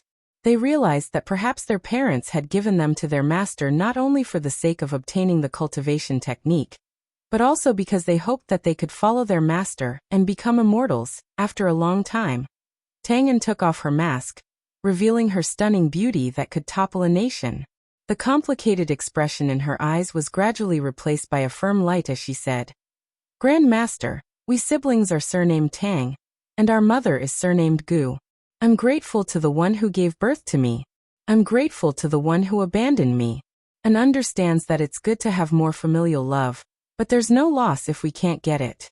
I know what to do, Grandmaster." "Let's go see them, Grandmaster," said Tang Guang faintly. "Go." Tan Xiao nodded. Even cultivators and immortals have 7 emotions and 6 desires. Only by tempering one's heart in the tumultuous world of mortals can one's mind be as solid as an impregnable fortress. Understood. Tang Guang and Tang An exchanged glances, and the duo instantly flew toward Qinglin County. When Tan Xiao landed on the ground again, he saw Wang Rui grabbing a dagger and fiercely cutting down Master Poison's body. Even though the body had been cut into dozens of pieces, he didn't have the slightest intention to stop. The hatred in his heart seemed to be constantly released by the cutting. Tan Xiao secretly shook his head. He then looked at Electrolady and Aquababe and said, "You've completed your mission. Go back to where you came from. Say hello to Duan Mulin if you see him." Understood. Aquababe cupped her fists. Electrolady, on the other hand, looked a bit absent-minded and perfunctorily cupped her fists. Her eyes glanced at the direction where light disappeared, and then hesitantly asked, "Can you tell me where I can see light in the future, Tan Xiao? You're really reluctant to part with light?" Tan Xiao was surprised.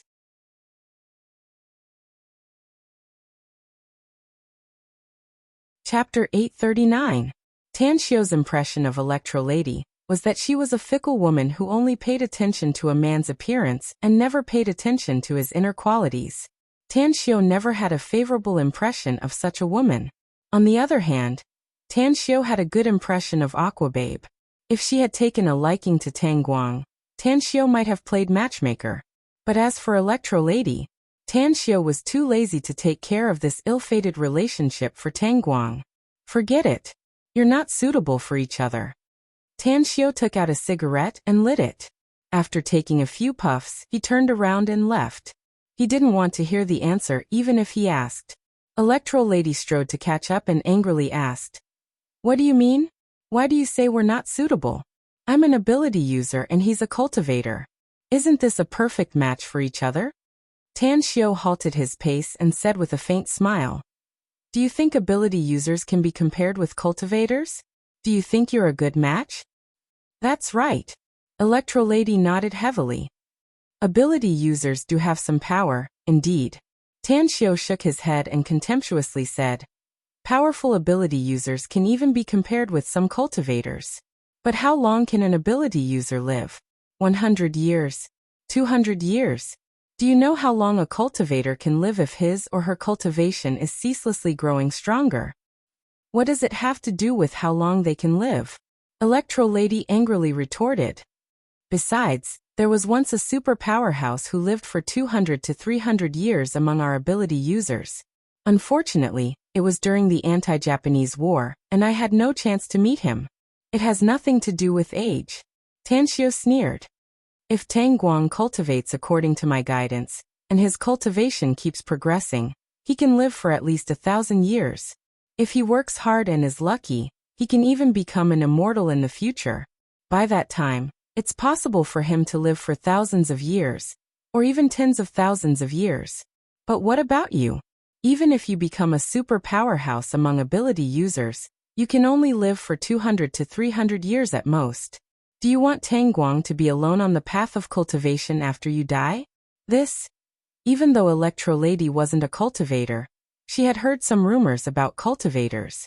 It seemed that cultivators with great strength could indeed live for a long time. However, the moment she saw Tang Guang, she was indeed moved. She even found the feeling of her first love. She had never experienced love at first sight before, even though the number of times she had been in love had already exceeded 3 digits. But it was different now. The first time she saw Tang Guang, her heart had been touched, and that kind of emotion burst out uncontrollably. Looking at Tan Xiu's disdainful expression, Electro Lady realized the gap between her and Tang Guang, but she was really unwilling to give up.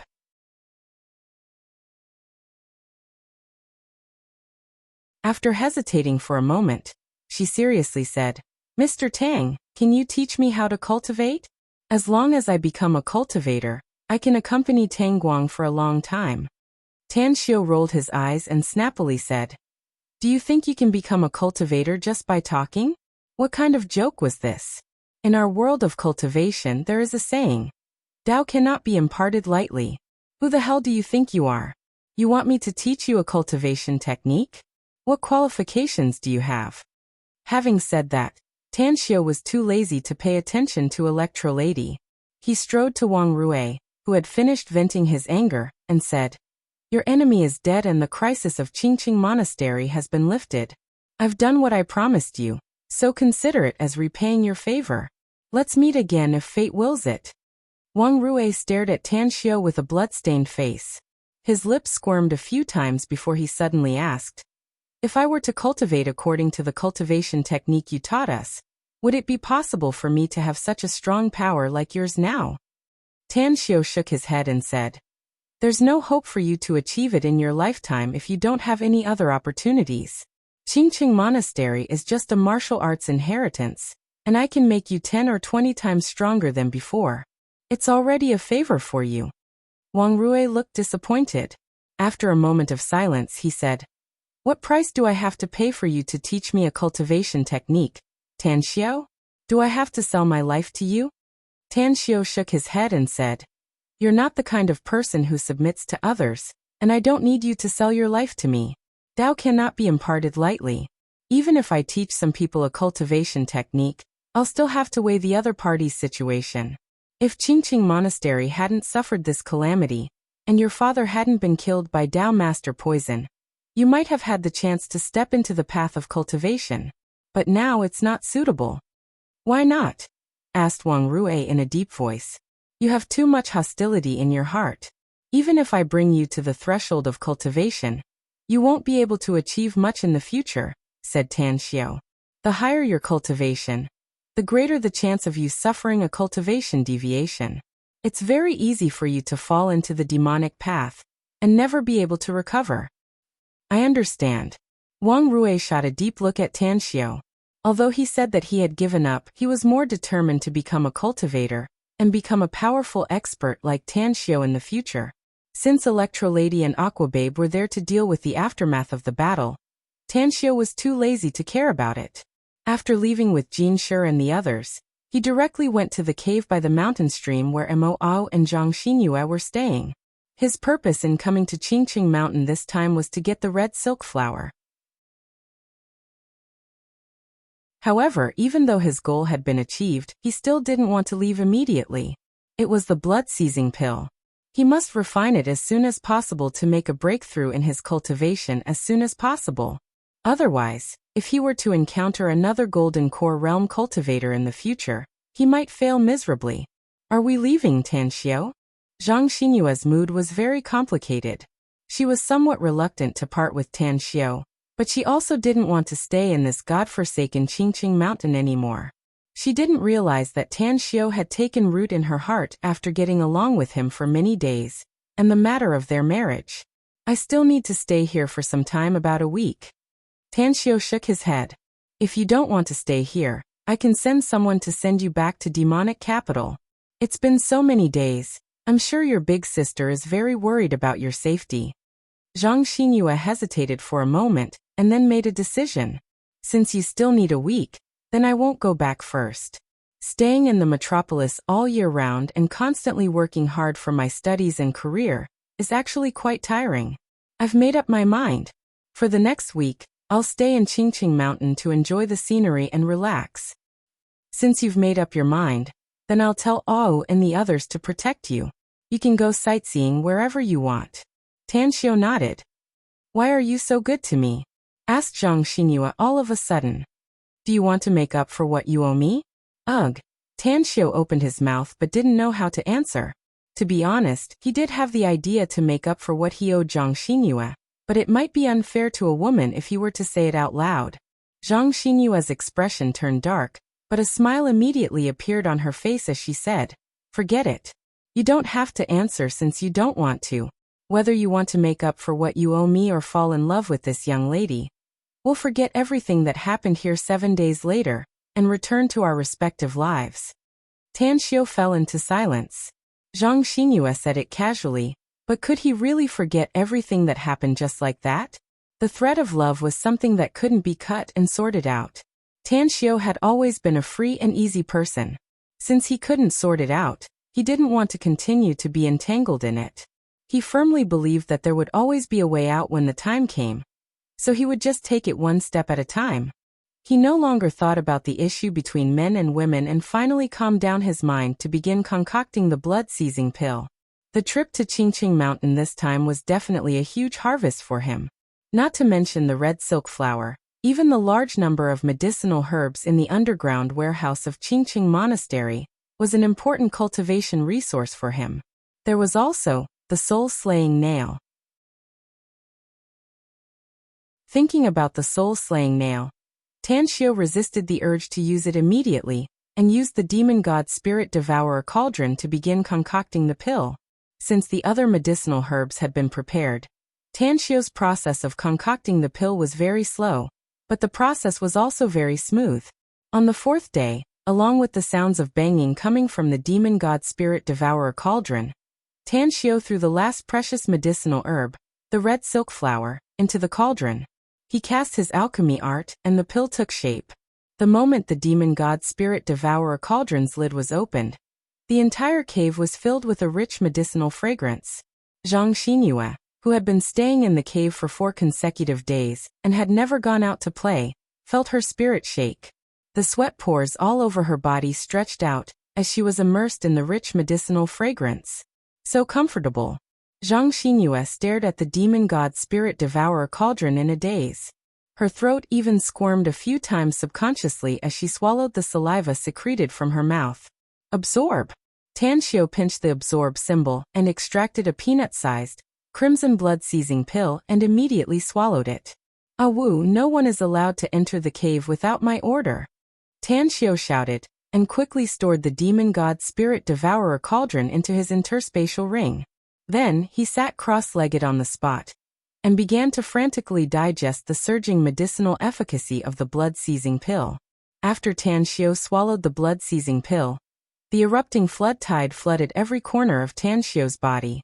The blood-colored flood tide surged ceaselessly, cleansing his muscles and tempering his bones. Even his internal organs were scoured over and over again to increase their flexibility and firmness. The surging blood in Tan Xiu's blood vessels was gradually wrapped by the red medicinal efficacy and solidified. As time went by, the amount of blood in his blood vessels became less and less. On the 3rd day after he took the blood-seizing pill, the amount of blood in his blood vessels was only a quarter of the original amount. However, even if it was only a quarter of the original amount, it didn't affect Tan Xiu in the slightest. Even his originally bright red blood seemed to be illuminated by a layer of golden brilliance at the moment, exuding a hazy golden red light. Hungry. The moment Tan Xiu opened his eyes, a strong sense of hunger made him feel particularly uncomfortable. Under Zhang Xinyu's curious gaze, he quickly took out a lot of food and wolfed it down. For 2 whole hours, Tan Xiu's mouth didn't stop. While eating and drinking, he extracted the scarce energy that nourished his blood and qi and replenished it into his blood vessels.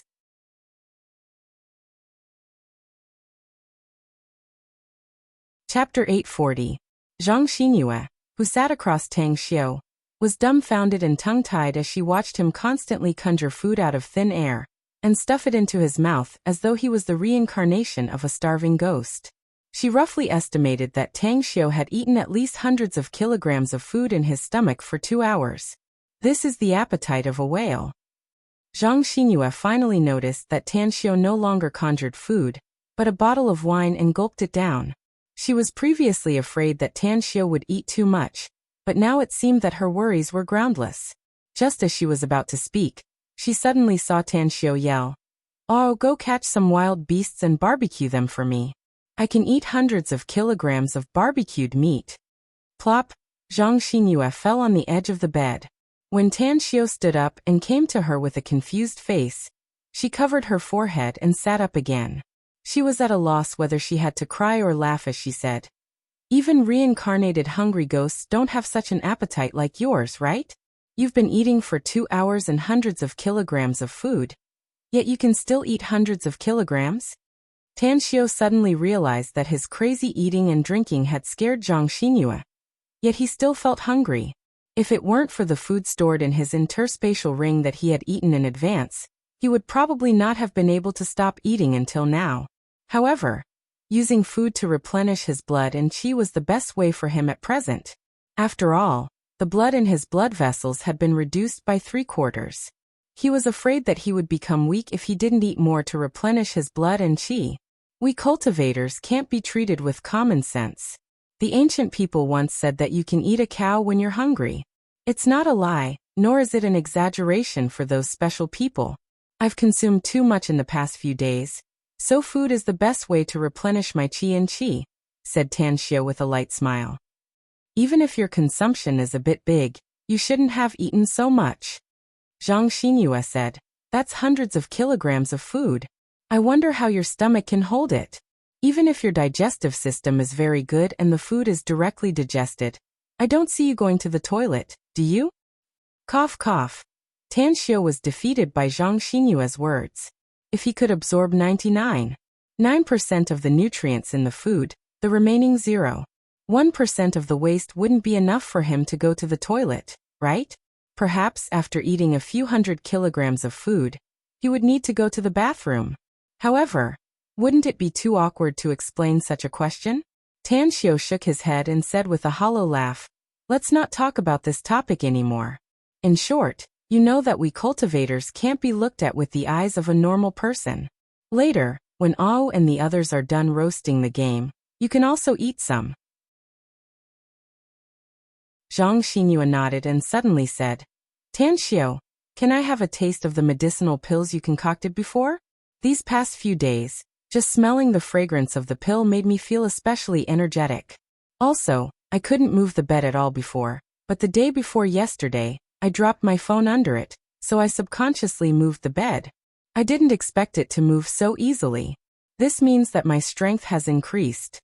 Tang Xiu chuckled and said, "The smell of the panacea is indeed very good for ordinary people. Under a subtle influence, it can change your physique. However, I can't give you the medicinal pills I concocted before, else I won't be helping you, but harming you instead." "Why do you say that?" asked Zhang Xinyu with a puzzled expression. "You're not a cultivator, so the huge medicinal efficacy will make your body explode if you take it rashly," said Tang Xiu. Zhang Xinyu's heart turned cold, and she immediately stopped talking about taking the medicinal pills. She twisted her body and changed the topic. "When are we leaving this place? I haven't taken a bath for several days, and I've broken the record of not taking a bath since I was a child." "We'll leave this place immediately after I'm full," said Tang Xiu with a smile. "We'll take a rest in Qinglin County first." "All right." Zhang Xinyu looked pleasantly surprised. "Didn't you say that you want to go sightseeing in Qingqing Mountain before?" asked Tang Xiu suddenly. "I haven't seen you go out for a week, have you?" "Ah." Zhang Xinyu blushed and let out a dry smile. "I'm afraid that you'll get into trouble if I leave you here alone, so I didn't go sightseeing." These days, she kept thinking about it and finally realized that she was just like her elder sister. She didn't know when she had fallen in love with him. Of course, she didn't deny that it had something to do with her first time being taken away by him. But liking him was liking him. Even if she didn't want to, she still couldn't extricate herself from it. However, she also thought over and over again that this trip was just a dreamlike love experience. After she left Qingqing Mountain, she would immediately cut off any contact with him, and cut off all the feelings she had for him. Late at night, Tanxiu took Zhang Xinyue, Ao, and the others back to Qinglin County. The entire county was quiet. Pedestrians and vehicles would occasionally pass by even at night. But now, they had rushed to the Sunbao 5-star hotel in Qinglin County. Yet they didn't encounter a single pedestrian or car. Why do I feel like something's wrong, Tanxiu? This situation isn't normal. The moment Zhang Xinyue stepped into the hotel's entrance, she subconsciously turned her head to look at the empty night outside. Maybe it's the recent murder cases that have been popping up one after another that scared the people of Qinglin County. Tanxiu forced a wry smile. Besides, it's already midnight now, so it's normal for there to be no one outside. Zhang Xinyue reluctantly accepted Tanxiu's answer. Welcome. How many rooms do you need? Inside the hotel lobby's bar counter, for on-duty staff looked at them at the same time. Two of them subconsciously looked at the rest area on the left, where 4 security guards specially arranged by the hotel were on duty. 2 presidential suites, please, said Tanxiu. The 4 female cashiers looked surprised and observed Tanxiu a few times. Suddenly, one of them asked, "Are you the young divine Dr. Tanxiu? You look a bit familiar to me. Since when did I become so famous?" Tanxiu couldn't help laughing. "How come no one knows me when I stayed in this hotel before? It's really you." The female cashier was pleasantly surprised. "That's great. I finally got to see the face of this great god. My uncle was almost poisoned in the Golden Goblet Emperor Gao's villa complex not long ago. I heard from him that he was lucky to have you here and escaped from the disaster. You're my uncle's savior, divine Dr. Tang, as well as the savior of my entire family. Thank you. Thank you so much." "Ugh. You're welcome. It's a doctor's duty to save people," said Tanxiu with a smile. A few minutes later, under the enthusiastic greeting of the 4 female cashiers, they finally completed the check-in procedures and successfully entered the presidential suite. What made Tanxiu speechless was that Zhang Xinyue insisted on staying in the presidential suite with him, and even chose a side room. "What's your next plan, boss?" asked Mo Ao, who stayed alone in the presidential suite's hall. After Tanxiu finished washing up and came out, he immediately asked. Tanxiu pondered for a moment and slowly said, "I'll return to Shanghai first, and then go to the Longquan Bay in Kanas in the west. It's time to explore the Immortal trove that has never been opened." "It seems like it won't be long before your university's exam, boss." Emoa nodded. "When you were concocting pills a few days ago, your teacher in charge called you, and I picked it up." "Exam?" Tanxiu stared blankly, and a wry smile appeared on his handsome face. Come to think of it, he had been studying at Shanghai University for almost a year, but the total time he had spent in school was probably less than 2 months. As for the content in the textbooks, he had almost finished all the freshman courses, but his attendance rate was really low. "I gotta find a way to get the green light from the teachers of those subjects after I go back.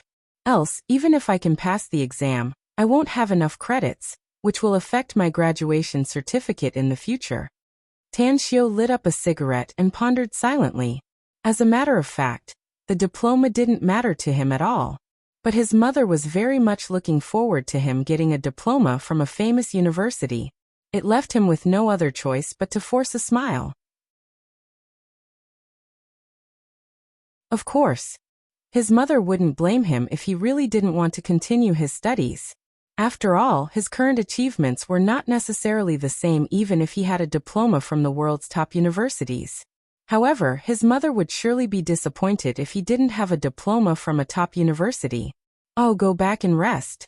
We'll rush back to Shanghai early tomorrow morning," said Tanxiu as he waved his hand and looked up at the sparse twinkling stars in the dark sky outside the window. 10 minutes later, Zhang Xinyue came out of the room while wiping her wet long hair.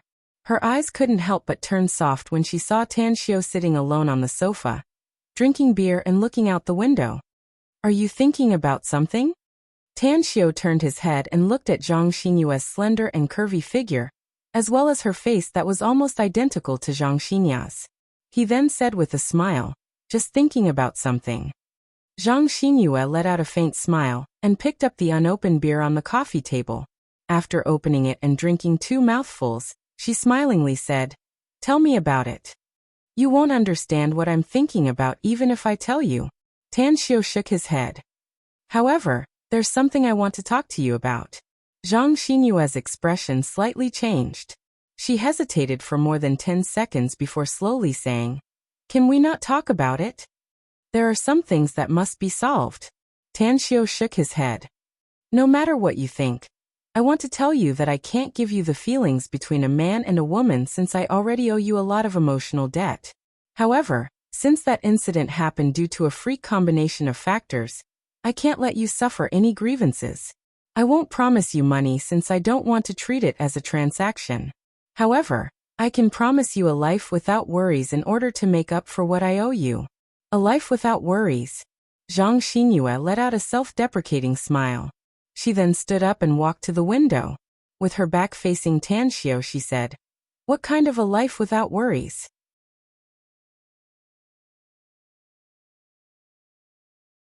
Chapter 841. Tan Xiu got up and came to Zhang Xinyue's side. He took out a jade bottle and handed it to her, saying, "There's a drop of body refining liquid inside. Drop it into the hot water when you take a bath later. It can improve your physique, and you'll know the benefits after you've used it. Keep in mind that the process may be a bit painful, but you'd better persist for more than half an hour." Shortly after, Tan Xiu took out a pen and paper and quickly wrote down a cultivation technique. It was not a cultivation technique from the immortal world, but one of the many cultivation techniques he obtained in Changxi last time. This is the pure ice art, a cultivation technique suitable for women to practice. I've drawn the meridians and acupoints of the human body and marked the circulation route of the cultivation technique. You can practice according to it, but it's up to you to see how far you can go in the future. Holding the jade bottle and the cultivation technique, Zhang Xinyue stared at Tan Xiu and asked, "Is this what you said to guarantee me a lifetime of worry-free life?" Tan Xiu shook his head and said, "You can contact me at any time if you're short of money or need help in other aspects in the future. If you can't contact me, you can go to the magnificent Tang Corporation to find Kongxia or Shanghai's Paradise Manor to find Ouyang Lulu. Of course, you can also look for the Everlasting Feast Hall anywhere in the country. Starting today, every person in charge of the Everlasting Feast Hall's branch will know your name. Also, I'll personally refine an amulet after I return to Shanghai and send someone to give it to you. It can protect your safety as long as you carry it with you at all times. However, the number of times I can refine an amulet is limited with my current cultivation, so it can only protect you 3 times at most. It won't hurt you even if you encounter a car accident, fall from tens of meters high, or if someone shoots at you." Also, Zhang Xinyue raised her hand to interrupt Tan Xiu and shook her head. "Forget about the rest. It's more than enough. But can you give me 2 amulets? 2. Tan Xiu stared blankly for a moment.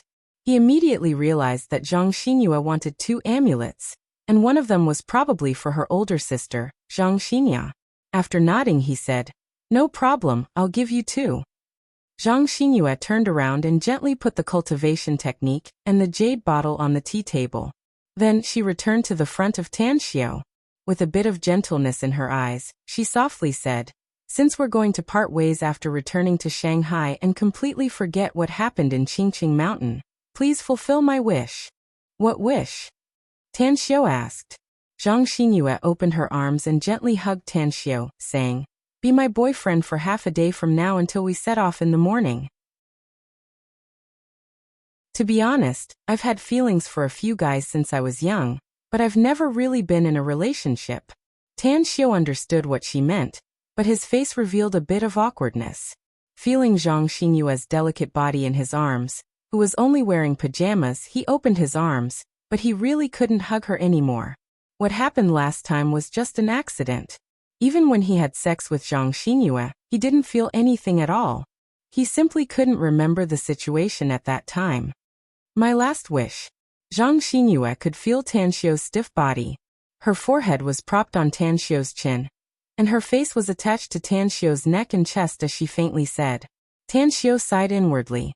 As his body relaxed, he gently hugged her and said, "Go back to your room and rest early.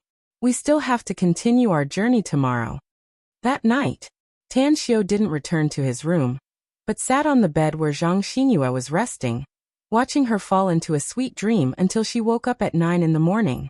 In the evening, not long after a passenger plane landed at Shanghai Airport, Tan Xiu, Zhang Xinyue, and the rest appeared at the airport's exit. Tan Xiu.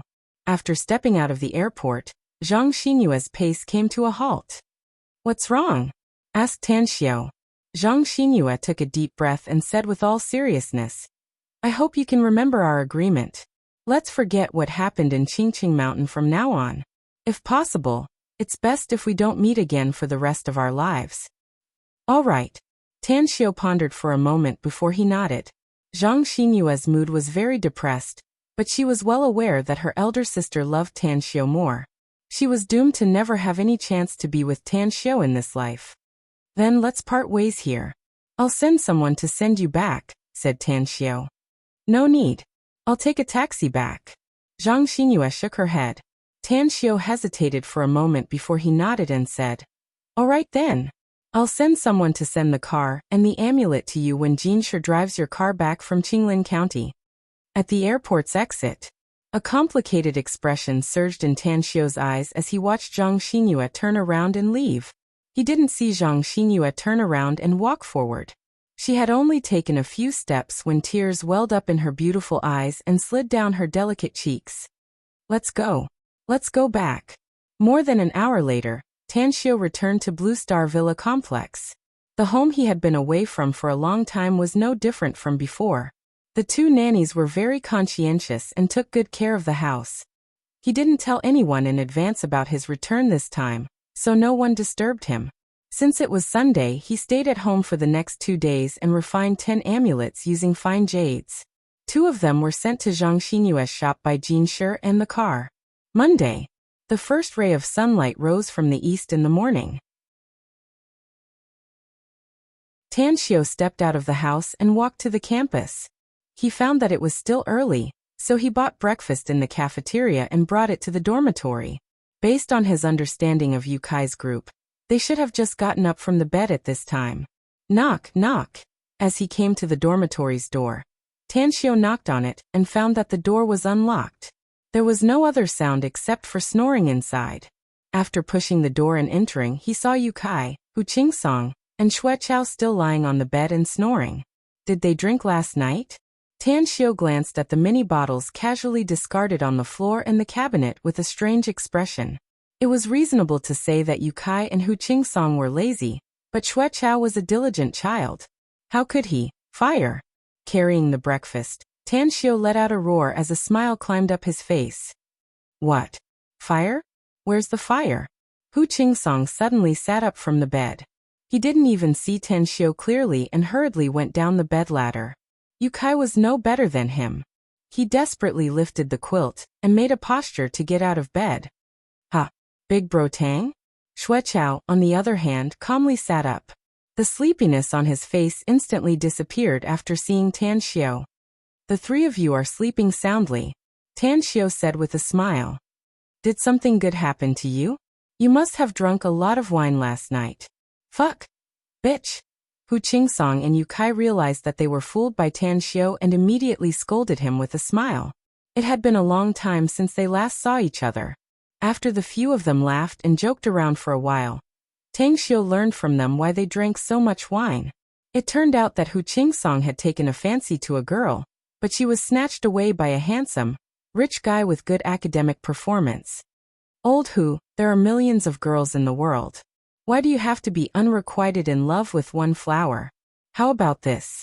I'll introduce you to a better one some other day," Tan Xiu said with a smile. "It's not that I'm unhappy because that girl was chased away by that guy," said Hu Qingsong with a forced smile. "It's mainly because that bastard is too arrogant. Relying on the fact that he's richer than me, he acts as if he has a lot of money. Big bro Tang, you don't know this, but that guy is a bastard.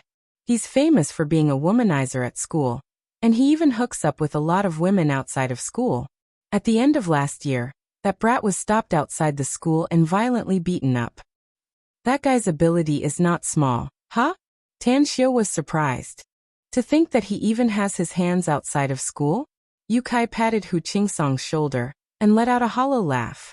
Big bro Tang, that guy's background is not small. Rumor has it that he's the son of a rich man in Haiqing province. To be honest, my family does have some money, but the gap between us and him is too big. Do you know how the girl that old Hu took a fancy to was chased away by that guy? I don't know what method that guy used, but he got a helicopter and landed it in an open space behind our school. Then he showed her roses and all kinds of gifts. That scene. Tan Xiu was rendered speechless and said, "It's no fun to chase after a girl who likes material things. Don't worry, old Hu. Don't give up the whole forest for a tree. I've been chasing that girl for half a year, but I didn't even get to touch her hand," said Hu Qingsong helplessly. "Forget it. You don't need to comfort me. I won't bother with them as long as that Miao brat doesn't act arrogantly in front of me." Surnamed Miao? Haiqing province? Is that guy the son of the Miao group's big boss in Haiqing province? Tan Xiu was surprised. No, but I heard that the Miao group's big boss is his uncle. Hu Qingsong shook his head. Ah, it turns out that he's Miao Wentong's nephew. Tan Xiu laughed. No wonder he's so arrogant. Miao Wentong is indeed rich and powerful. Alright, let's not talk about this anymore. Hurry up and wash up. I've brought you breakfast. We'll go to class after you're done eating. Big bro Tang, there's no class this morning. Yu Kai's eyes widened. What? Tan Xiu was stunned. He hadn't come to school for a long time, so he didn't expect that the schedule would change. After letting out a hollow laugh, Tan Xiu helplessly said, "Let's go out for a stroll since there's no class. I haven't been back to school for a long time, so I feel that this place has become unfamiliar. We can't sleep anyway, so how about listening to some songs?" Yu Kai suddenly said. Great idea. Agreed. Hu Qingsong and Xue Chao nodded at the same time. Listening to songs? Tan Xiu was puzzled. Where are we going to listen to them? Yu Kai chuckled and said, "Haha, our teacher in charge is amazing now, big bro. Forget it. Words are no proof. You'll know when you come with us." The teacher in charge? Han Qinggu? Full of confusion, Tan Xiu waited until the three of them wolfed down their food and drank to their heart's content before the group of four quickly left the dormitory.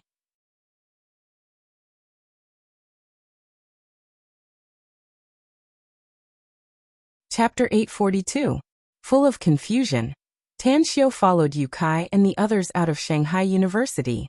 It didn't take long for them to turn into a small path and wander around for a while before they finally stopped in front of a high-walled courtyard. This is... Tan Xiu looked up at the plaque on the door with a surprised expression on his face. It was the Demonic Sound Workshop. 3 big golden characters were written on the door plaque in bold calligraphy and looked majestic.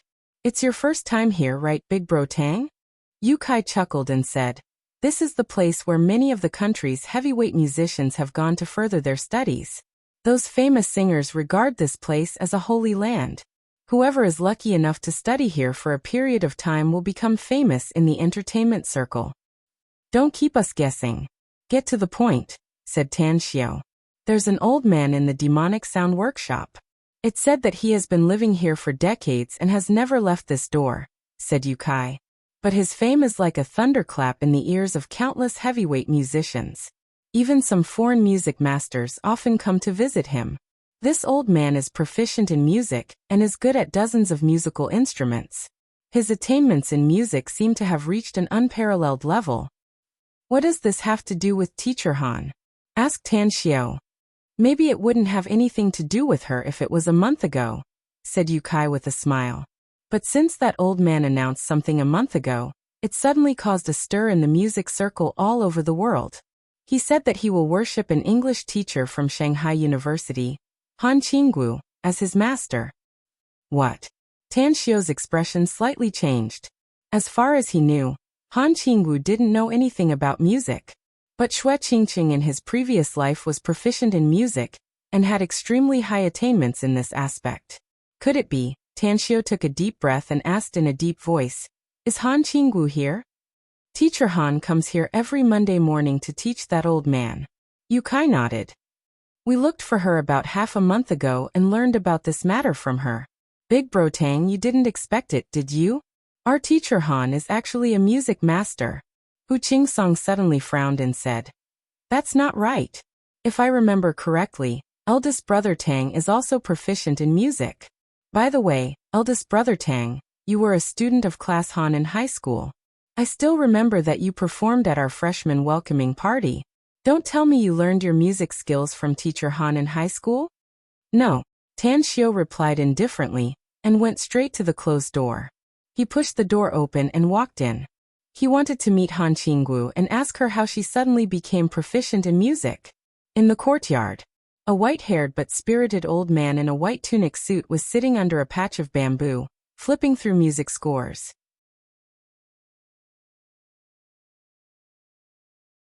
Noticing that someone had come in, he slowly raised his head, his face revealing a displeased expression. Why are you here again? Yu Kai quickly took out half a pack of Chunghwa cigarettes from his pocket, took one out and handed it over.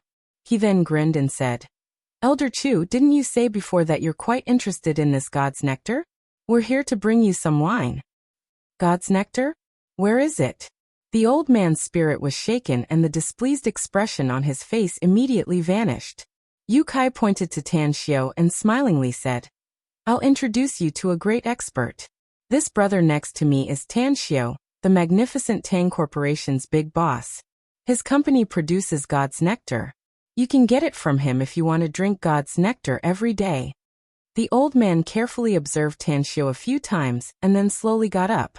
Under the gazes of Yu Kai, Hu Qingsong and Xue Chao, he came to Tan Xiu's front. He clasped his hands together and bowed, saying, This old man, Chu Jie, greets Divine Dr. Tang.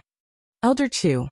Tan Xiu didn't understand why the old man bowed to him, but he still politely returned the greeting.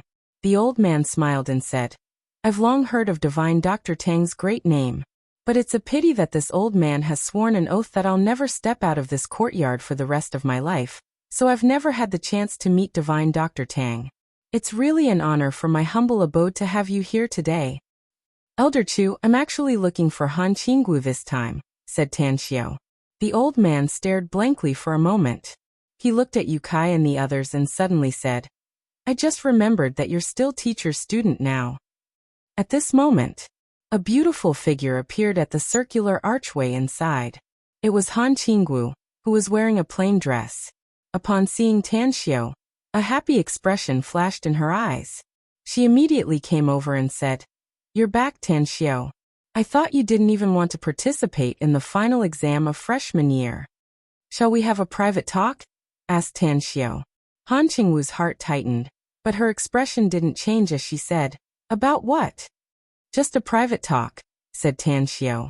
Han Qingwu was silent for a moment before she nodded and said, Come with me. At the side, Yu Kai, Hu Qingsong, and Xue Chao raised their thumbs up and looked at Tan Xiu with eyes full of admiration. They had long known that Tan Xiu's luck in love affairs was exuberant, but they didn't expect that his methods were so powerful that he even proposed to have a private talk with Teacher Han in front of them. He's worthy of being our big bro Tang. Even Teacher Han is captivated by his charm. I won't have to drag you to accompany me to drown my sorrows in wine, if I can learn even 10% of Big Bro Tang's methods in picking up girls. Chu Jie was a shrewd old man. He was keenly aware that the relationship between Tan Xiu and Han Qinggu was unusual. Upon hearing the exclamations from Yu Kai and the other two, he immediately scolded them with a smile. You stinking brats, don't talk nonsense. Miss Han is also your teacher, so you must remember to respect her. We're not talking nonsense, Elder Chu, said Hu Qingsong with a grin. Our teacher Han really likes Big Bro Tang, a fact that many of us know. Besides, respecting one's teacher is indeed a must, but this is a new era where teachers and students fall in love, and even get married. This kind of thing is very normal. Chu Jie shook his head and forced a wry smile. He was not an old-fashioned traditional man, nor was he an old-fashioned feudal man. He naturally knew some things about the trend of the current era. Although he didn't agree with many ideas, there was nothing he could do to change it. Behind the arched door was another courtyard. On the left side of the courtyard was a row of spacious rooms. Han Qinggu opened one of the doors and led Tan Xiao inside. She personally brewed a cup of tea and handed it to him, saying, "What do you want to talk to me about? Don't you want to explain it to me?" Tan Xiao's eyes were like torches. "I don't know what to explain to you." Han Qinggu shook her head. "Should I address you as Miss Han Qinggu now?" Tan Xiao sneered. "Or should I address you as Shui Qingcheng?" Han Qingwu's body trembled and her complexion instantly turned a bit pale. Her eyes that originally looked at Tan Xiao also turned a bit evasive. "Judging from your look, you should remember everything, right?" asked Tan Xiao coldly.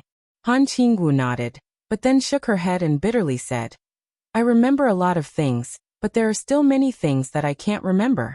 Even now, I still can't associate the Shui Qingqing you mentioned with me." "What did you remember?" asked Tan Xiao in a deep voice. Han Qingwu pointed to the row of musical instruments in the room and said, "I saw a lot of pictures, some of which were me using musical instruments, so I suddenly realized that I'm very good at music and dance. Also, I seem to have seen a brand new world, which is called the Immortal world. In the past, I didn't understand why I suddenly possessed such great power, and why a cultivation technique would appear in my mind, but now I seem to understand. There is a woman called Shui Qingcheng, and part of her memories are in my mind. However, although I've connected a lot of pictures in my mind and figured out a lot of things, there are still many things that I can't figure out and feel familiar with." "I want to know how many things related to me you can remember," asked Tan Xiao in a deep voice. "I can't see it clearly." Han Qingwu shook her head and forced a smile. "There's always a person in my mind, but I can only see his back. I can't see his face. But I guess that man should have something to do with you." A disappointed look flashed in Tan Xiao's eyes, but there was also a hint of relief. He wanted to know the answer. He wanted to know why Shui Qingqing betrayed him in the past. But he was somewhat afraid that he would destroy her after getting the answer. Once, Gu Yan'er told him a lot of things, including a lot of rumors about Shui Qingqing. But he didn't know whether the rumors were true or false, and he wasn't sure what Shui Qingqing's real purpose was. There was a long silence. Tan Xiao took a deep breath and slowly said, "I hope you don't lie to me because I hate being deceived the most." After saying that, he turned and walked toward the door. Han Qingwu looked at Tan Xiao's back as he left the room. Crystal tears fell from her eyes. It was not until Tan Xiao's back disappeared outside the door that she murmured 3 words. "I'm sorry." When Tan Xiao returned to the front yard, he didn't greet Chu Jia. He just told the 3 that he had something to do and left in a hurry. Even when they called him, he didn't respond. He didn't know whether what Han Qingwu said was true or not. But he was sure that even if Han Qingwu hadn't fully recovered her memory, it wouldn't be long before she remembered everything. Hatred. It was still shrouding his heart. He needed to figure out the whole story. He needed to get a reason for her betrayal. Also, why was she reincarnated on Earth? Tan Xiao was in a bad mood, and didn't have the intention to go back to campus. After he went straight back to his residence, he called the big boss of Dingshan Media, Gu Changmin. "Brother Gu, do you have any acquaintances at Shanghai University?" "I do." Gu Changmin's reply was neat and tidy. "You also know that I'm a freshman at Shanghai University," said Tan Xiao. "But I have too many things to do this year, so I've been skipping classes. Therefore, I need your help with 2 things. Do you think it's convenient for you?" "Brother Tang, let's not be polite with each other. Just tell me what you need. I have a very deep relationship with Vice President Li of Shanghai University," said Gu Changmin with a smile.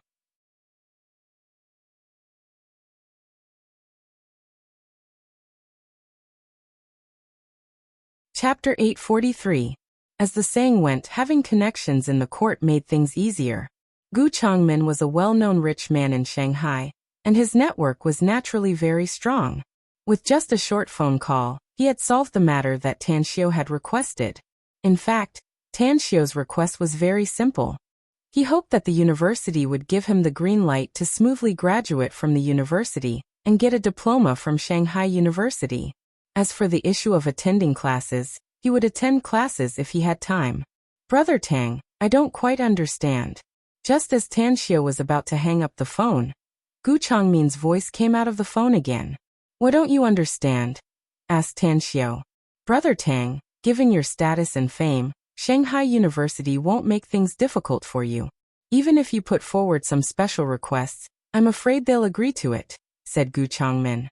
"You've affected the reputation of Shanghai University, and your existence has even made Shanghai University shine in the education world." "Is that so?" Tan Xiao thought about it, and suddenly understood.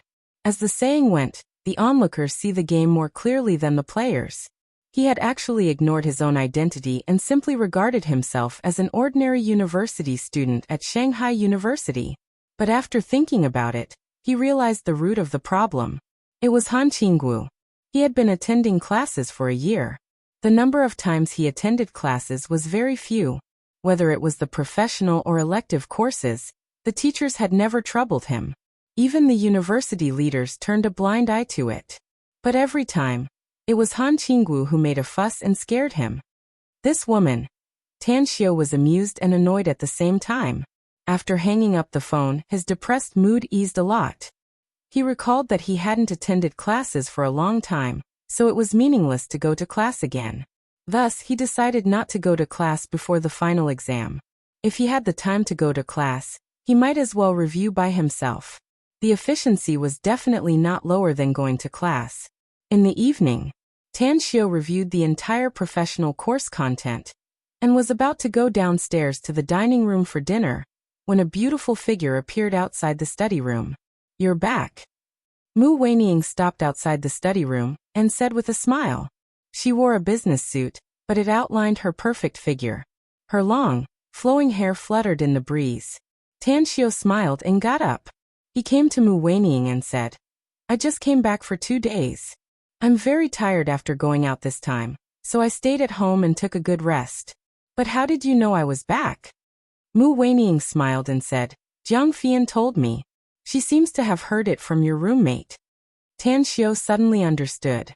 As he led Mu Weining downstairs, he asked with a smile, "I did go to school today." Apart from Yukai and the others, there seems to be no one else who knows that I'm back. "By the way, how's your company doing?" "It's very good," said Mu Weining softly. "The company's scale has expanded several times, but it's still too busy. By the way, Lulu helped me poach a few top advertising designers in the country. She's really capable. How did she get involved with you?" asked Tang Xiao, puzzled. "We met at a business gathering and had a good chat," said Mu Weining. "Now Lulu and I are business partners. I helped her promote the Paradise Club, and she helped me poach a group of business designers." Tan Xiao secretly shook his head. He couldn't figure out what women were thinking. It was like this in the Immortal world, and it was still the same now. Whether it was Mu Weining or Ouyang Lulu, they both knew each other's existence and their relationship with him. Yet they had established a friendship and contact in private. After stepping into the dining room, Mu Weining suddenly stopped. She hesitated and said, "Do you have anything to do tonight, Tan Xiao?" "I'm fine." Tan Xiao shook his head. "Why? Do you have something to do?"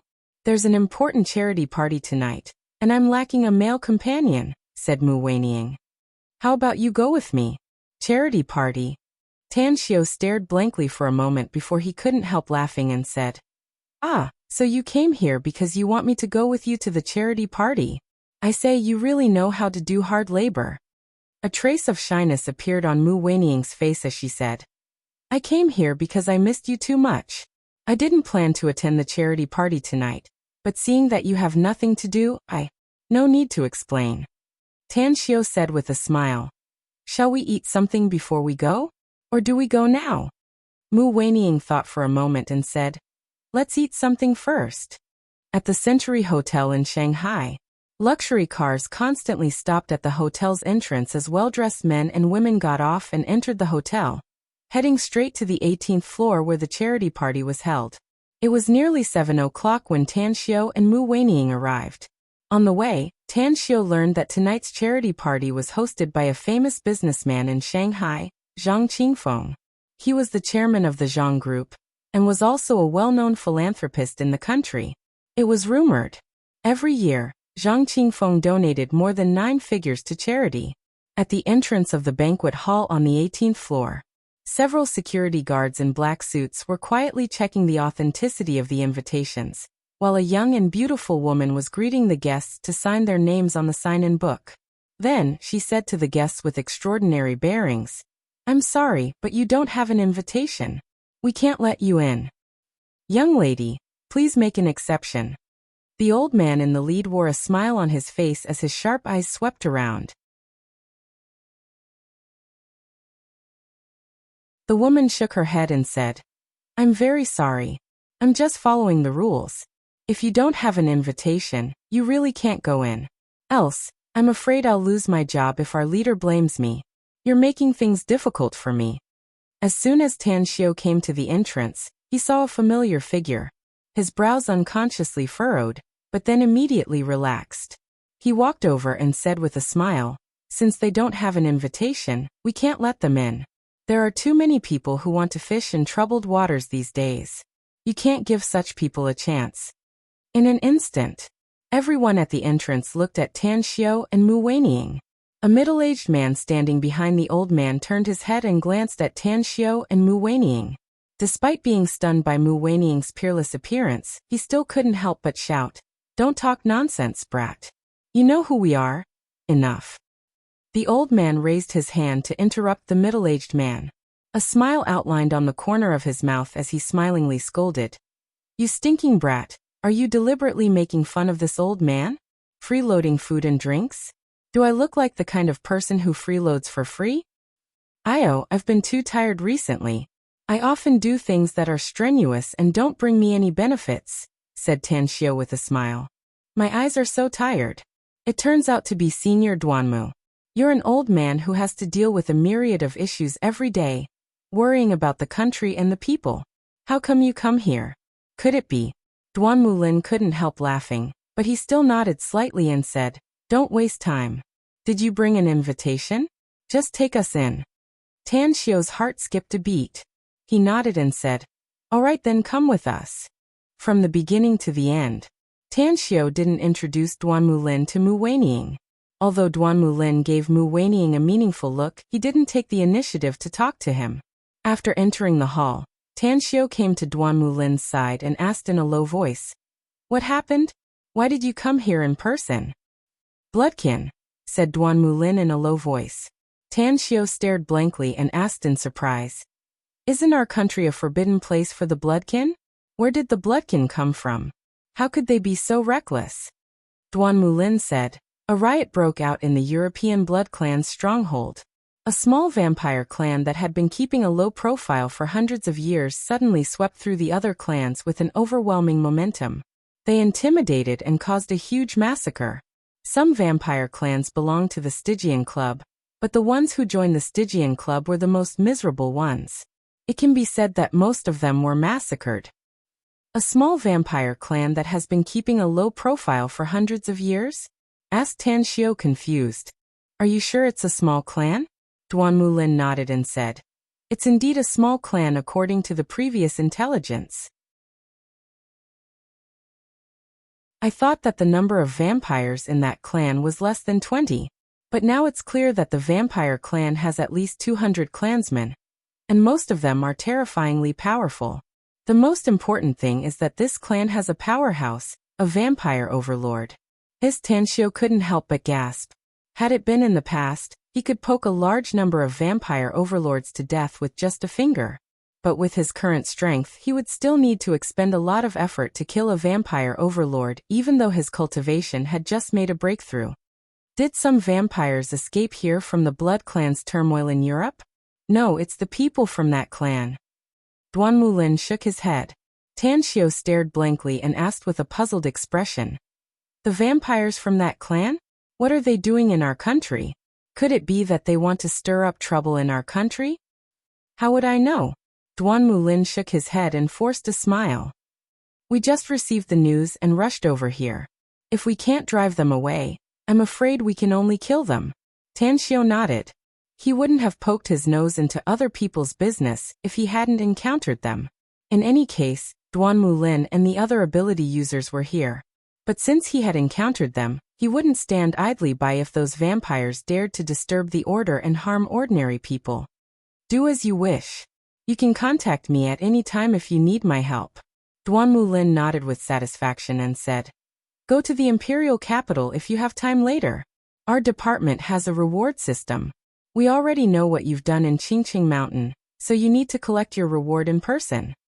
What kind of reward? Tan Xiao, who was about to leave with Mu Weining, suddenly stopped and asked. Allow me to keep it a secret for now, said Duan Mulin with a smile. In short, it's definitely a pleasant surprise for you. Tan Xiao pursed his lips and snorted inwardly. It's fine as long as it's not a shock.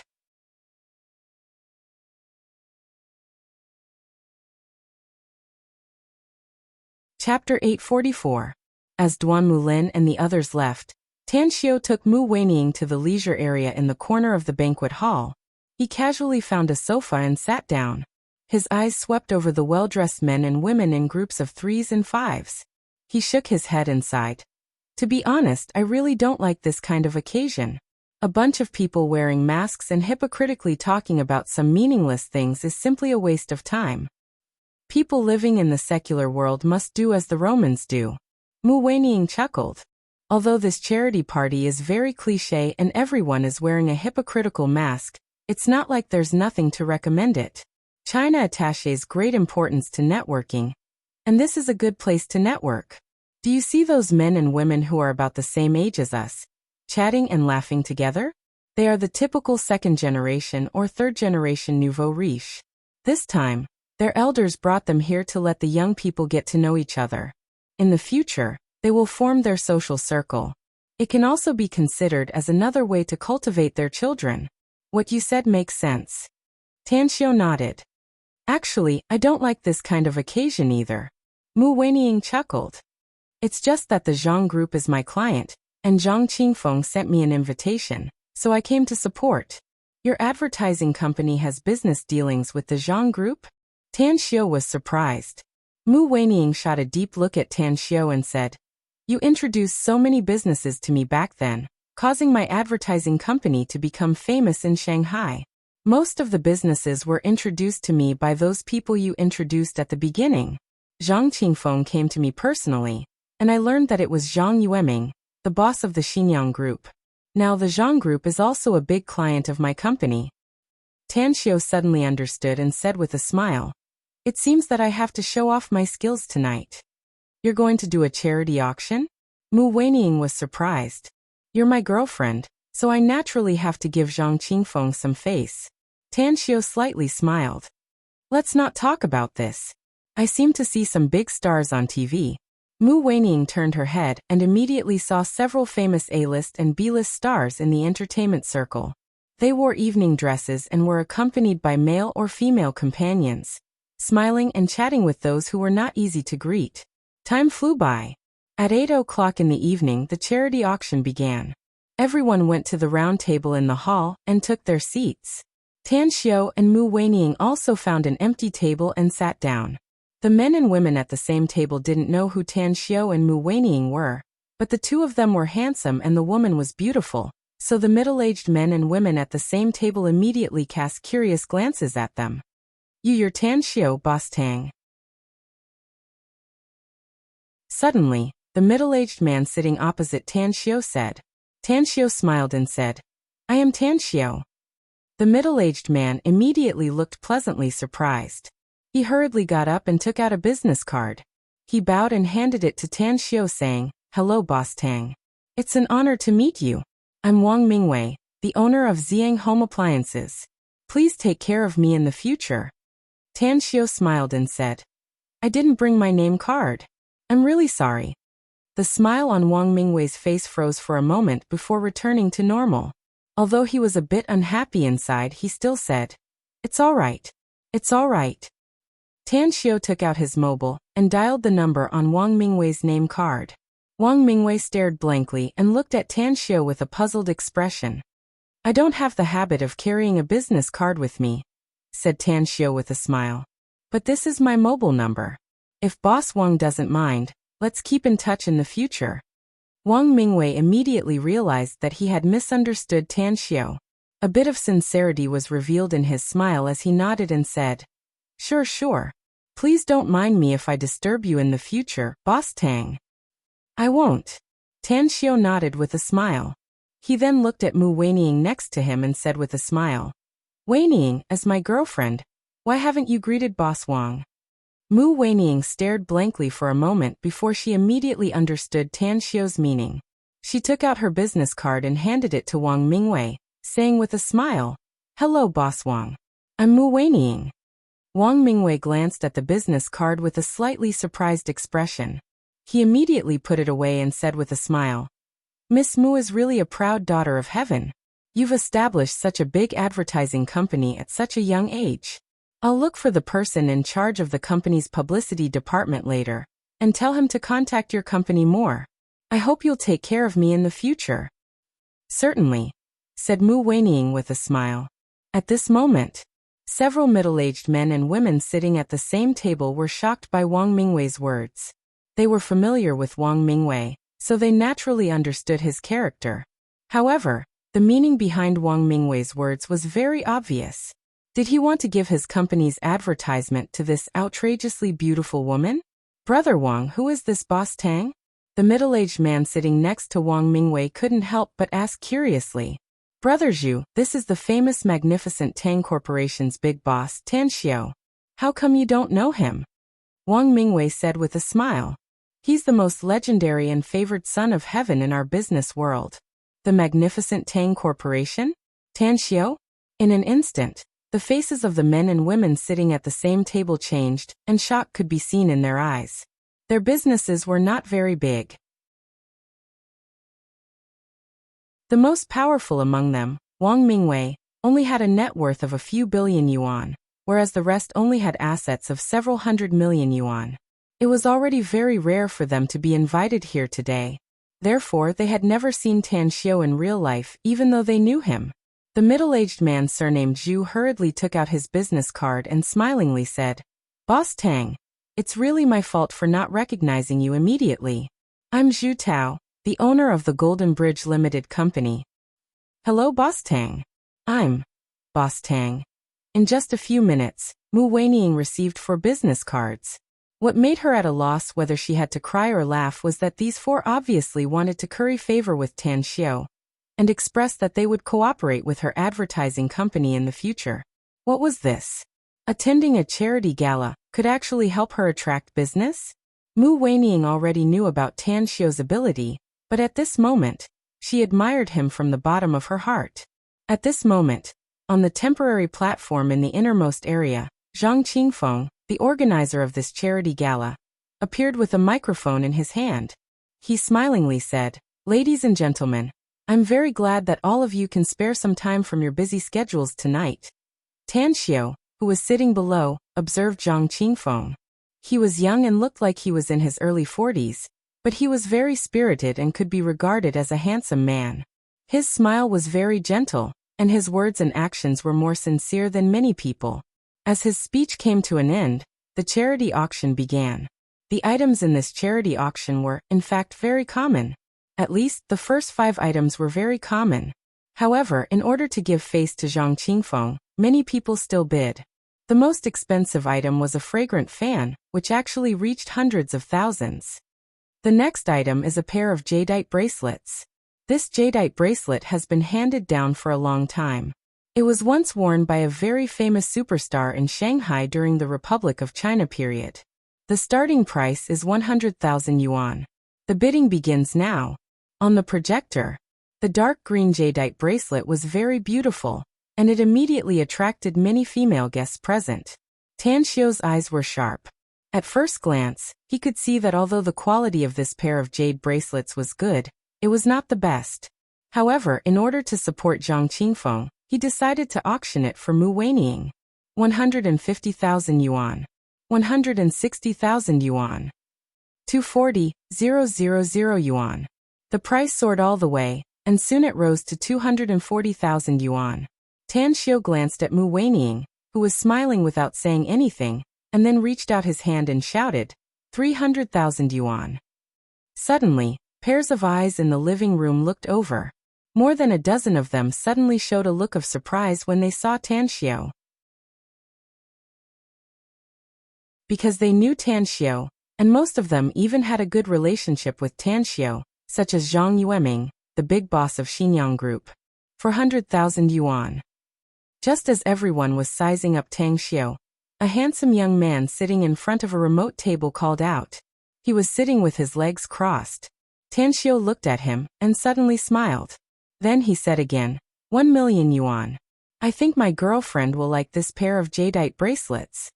The young man's expression changed, and he angrily glared at Tan Xiao. When everyone thought that he would not bid again, he loudly said, 2 million yuan. My girlfriend should also like it very much. In an instant, Zhang Yueming and Gu Changmin, who were in the banquet hall, stood up. Under the watchful eyes of everyone, Zhang Yueming coldly glared at the young man and said in a deep voice, since Brother Tang's girlfriend likes that jadeite bracelet, then I'll bid 10 million yuan and give it to Brother Tang after the auction. Gu Changmin also indifferently said, if you still want to increase the price, I'll double the amount you bid.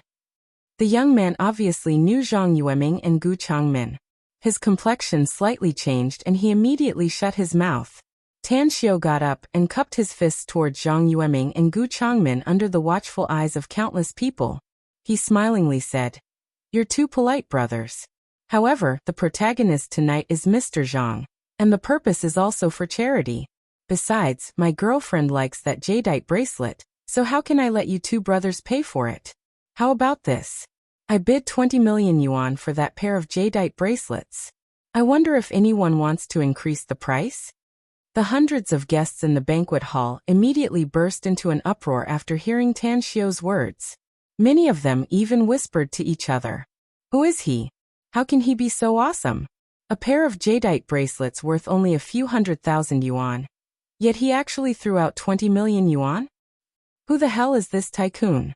Even if he's rich, he shouldn't spend it like this, right? It's strange. Zhang Yueming and Gu Changmin are two famous figures in Shanghai. Why would they stand up for him on such an occasion? Isn't this guy too awesome? He's too handsome. His girlfriend is so lucky. He's really crazy. On the platform inside, Zhang Qingfeng never expected that Tan Xiao would personally come tonight. He only sent the invitation to Mu Weining, and he wouldn't have any opinion even if she didn't come. However, not only did she come, but she also brought Tan Xiao with her. Furthermore, Tan Xiao also gave him such a big face.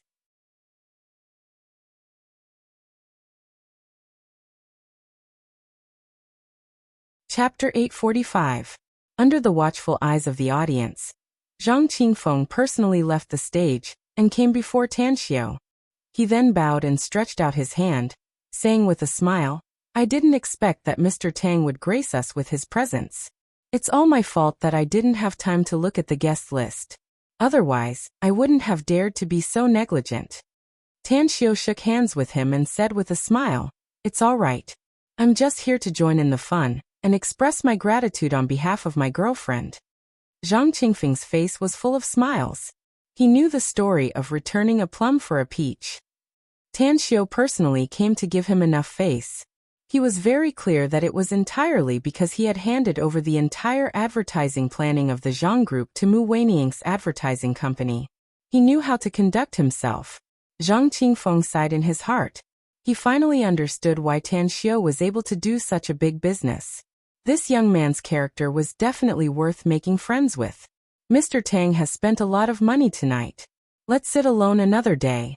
I have a few good friends who are worried that their company doesn't have an advertising company to cooperate with. I'll introduce them to you and Boss Mu. The corner of Tang Xiao's mouth curled up as he said with a smile. No problem. Thanks a lot, Boss Zhang. I'm a few years older than you, Mr. Tang, said Zhang Qingfeng with a smile. You might as well call me Big Brother Zhang if you don't mind. Calling me Boss Zhang is like treating me as an outsider. Don't call me Mr. Tang, Brother Zhang. Tan Xiao nodded and said, just call me Tan Xiao or Brother Tang. That's what Brother Zhang and Brother Gu call me. The smile on Zhang Qingfeng's face turned thicker as he nodded and said, all right then. Let's get closer to each other in the future. Anyways, we're holding an event now, so I won't be able to chat with you, Brother Tang. All right. Tan Xiao smiled and nodded. As Zhang Qingfeng walked toward the front desk, all the guests in the hall of the charity party, who didn't know Tang Xiao, were even more shocked. Who is this young man with the surname Tang? How could Zhang Qingfeng interrupt the auction and come down personally to get close to him? From their conversation, it seemed that Zhang Qingfeng wanted to advertise for the young man's girlfriend's company? This is currying favor with the other party? Zhang Qingfeng's net worth is no less than 10 billion.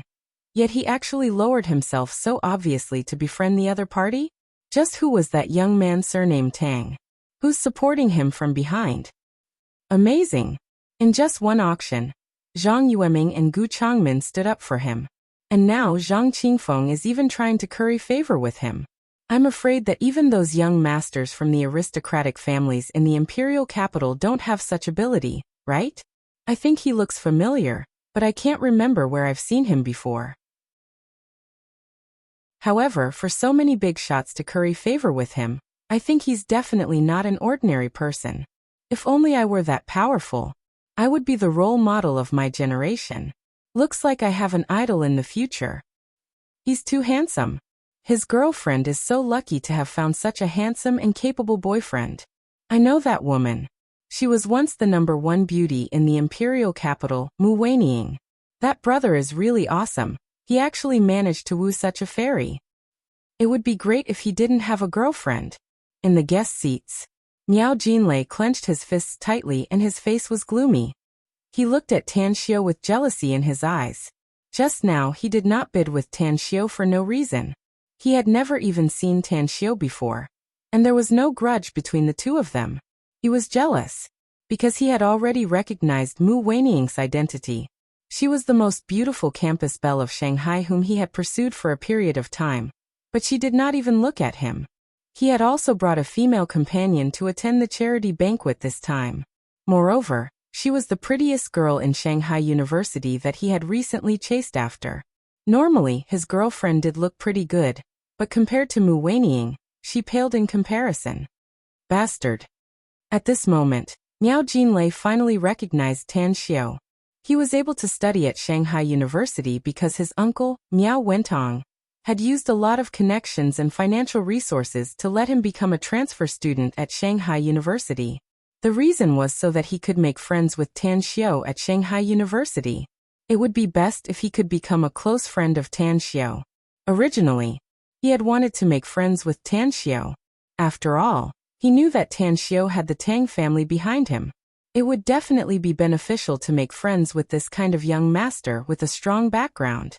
However, tonight's sudden meeting and conflict made him no longer have any intention of making friends with Tan Xiao. Apart from anger, there was also a strong sense of jealousy in his heart. What are you talking about? Aren't you just relying on the protection of the elders in your family?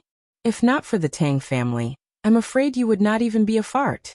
I really don't understand what uncle is thinking. Why does he want me to make friends with this kind of bastard? There are so many rich and powerful families in Beijing, and there are even more powerful young masters. With the power and wealth of the Miao family in Haiqing province, I'm afraid that no one will be happy to make friends with me, right?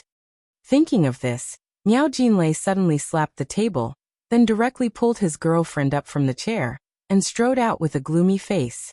He felt that, as the host, Zhang Qingfeng fawned on Tan Xiao like this, which was equivalent to slapping his own face. Therefore, he felt that there was no need to stay any longer, and there was no need to leave any face for Zhang Qingfeng. Although his uncle had told him to come and support Zhang Qingfeng, he was not willing to serve him anymore. At this moment, Zhang Qingfeng, who had just returned to the stage, instantly had a gloomy expression. His eyes looked at the back of Miao Jinlei and his female companion as they left, and anger rushed to his head. At the same time, in the hall of the charity party, the other guests were keenly aware of Zhang Qingfeng's strangeness. They turned their heads one after another, and also saw Miao Jinlei leaving with his female companion. In an instant, whispers sounded again. Whose family's kid is that? How could he be so stupid? He directly slapped Zhang Qingfeng's face after suffering a little bit of vexation. I really don't know which family cultivated such a silly boy. Who is the most unhappy with his actions? It's definitely Zhang Qingfeng. And Zhang Yueming and Gu Changmin. He's throwing their faces away. Alas, this young man is really brainless. It doesn't matter if he leaves, but I'm afraid he has offended the three big shots at the same time. I'm afraid it won't be so easy for him to do anything in Shanghai in the future. Remember this. Regardless of whether you know him or not, you must never have any contact with him in the future. This kind of idiot likes to bring calamity to the elders of his family. What an idiot! As Tan Xiu watched Miao Jinlei leave, an arc was outlined on the corner of his mouth. After a smile climbed up his face, he moved closer to Mu Weining and asked, "Do you know that guy?" "I do. He's a student of Shanghai University," said Mu Weining with a chuckle. "He's a guy who relies on his looks and his family's money to flirt with women everywhere." "Don't tell me he chased you?" asked Tan Xiu with a strange expression. "He did, but I just ignored him," said Mu Weining with a faint smile. "You're worthy of being the first campus belle of Shanghai University, the most famous beauty in the entire imperial capital." Tan Xiu smiled and gave a thumbs up. "No matter where you go, you can always meet your former pursuers. But is that guy's family rich? What does his family do?" Mu Weining was a bit shy. She slightly lowered her head and said, "His family is from Haiqing province. He's the nephew of the Miao Group's big boss Miao Wentong." "He's Miao Jinlei?" Tan Xiu was surprised. "The rich second generation who recently snatched the goddess in Old Hu's heart? If that's the case, then the female companion he brought just now is. I heard that the goddess who Qingsong has been secretly in love with for a long time was chased away," said Mu Weining with a chuckle. "It seems that he got drunk with Yu Kai and the others yesterday. But I don't know if it was Miao Jinlei who chased her away, nor do I know if it's the girl next to him." Tan Xiu smiled and said, "Whether it's her or not, I have to call Miao Wentong and tell him that this guy is not a good person. It won't be a good thing if the Miao Group is handed over to this guy in the future. I know you have a good relationship with Miao Wentong, but is it useful?" Mu Weining chuckled. "Do you want to listen to it?" Tan Xiu said with a faint smile. "Listen to what?" Mu Weining was confused. "I'll let you listen to a big play later," said Tan Xiu with a mysterious smile. The charity auction continued. Zhang Qingfeng naturally wouldn't let Miao Jinlei's departure affect tonight's charity gala. The auction continued for more than an hour before the entire charity auction came to an end. At the banquet, in the next hall, Zhang Yueming, Gu Changmin, as well as more than a dozen businessmen from Shanghai who knew Tan Xiu, came over and chatted for a while before everyone went to the next hall. As the host, Zhang Qingfeng pulled Tan Xiu and Mu Weining to sit at the innermost table. It was already 11 p.m. by the time the banquet ended. At the hotel entrance, Tan Xiu separated from Zhang Yueming, Gu Changmin, and some of his friends. After watching them all leave, he immediately made a phone call, and Mo came over in his car. After sitting side by side with Mu Weining in the back seat, Tan Xiu took out his mobile and smilingly asked, "Do you still remember what I told you before? I'm going to let you listen to a big play." "I remember." Mu Weining nodded. "Are you going to call Miao Wentong?" Tan Xiu let out a hollow laugh a few times and said, "Not only am I going to call Miao Wentong, but I'm also going to teach that Miao Jinlei a lesson. Believe it or not, Miao Wentong will definitely fly into a rage, and even drive his nephew out of the Miao family." Mu Weining shook her head and said with a charming smile, "I can believe that you can make Miao Wentong teach Miao Jinlei a lesson. But I don't think it's possible for him to drive his nephew out of the Miao family. After all, blood is thicker than water. Even if you have a good relationship with Miao Wentong, you can't control his family, can you?" Tan Xiu let out a strange smile and chuckled. "Hee, since you don't believe it, then just wait and see." After saying that, Tan Xiu dialed Miao Wentong's cell number and quietly waited for the call to be connected. You're tuning in to the Li Mei's Wuxia Whispers YouTube channel. We're so grateful for your support, and don't forget to subscribe to join us on this incredible journey through captivating stories. Your generosity through donations truly makes a world of difference, as it's the primary source of revenue that allows me to expand and enhance this channel for you.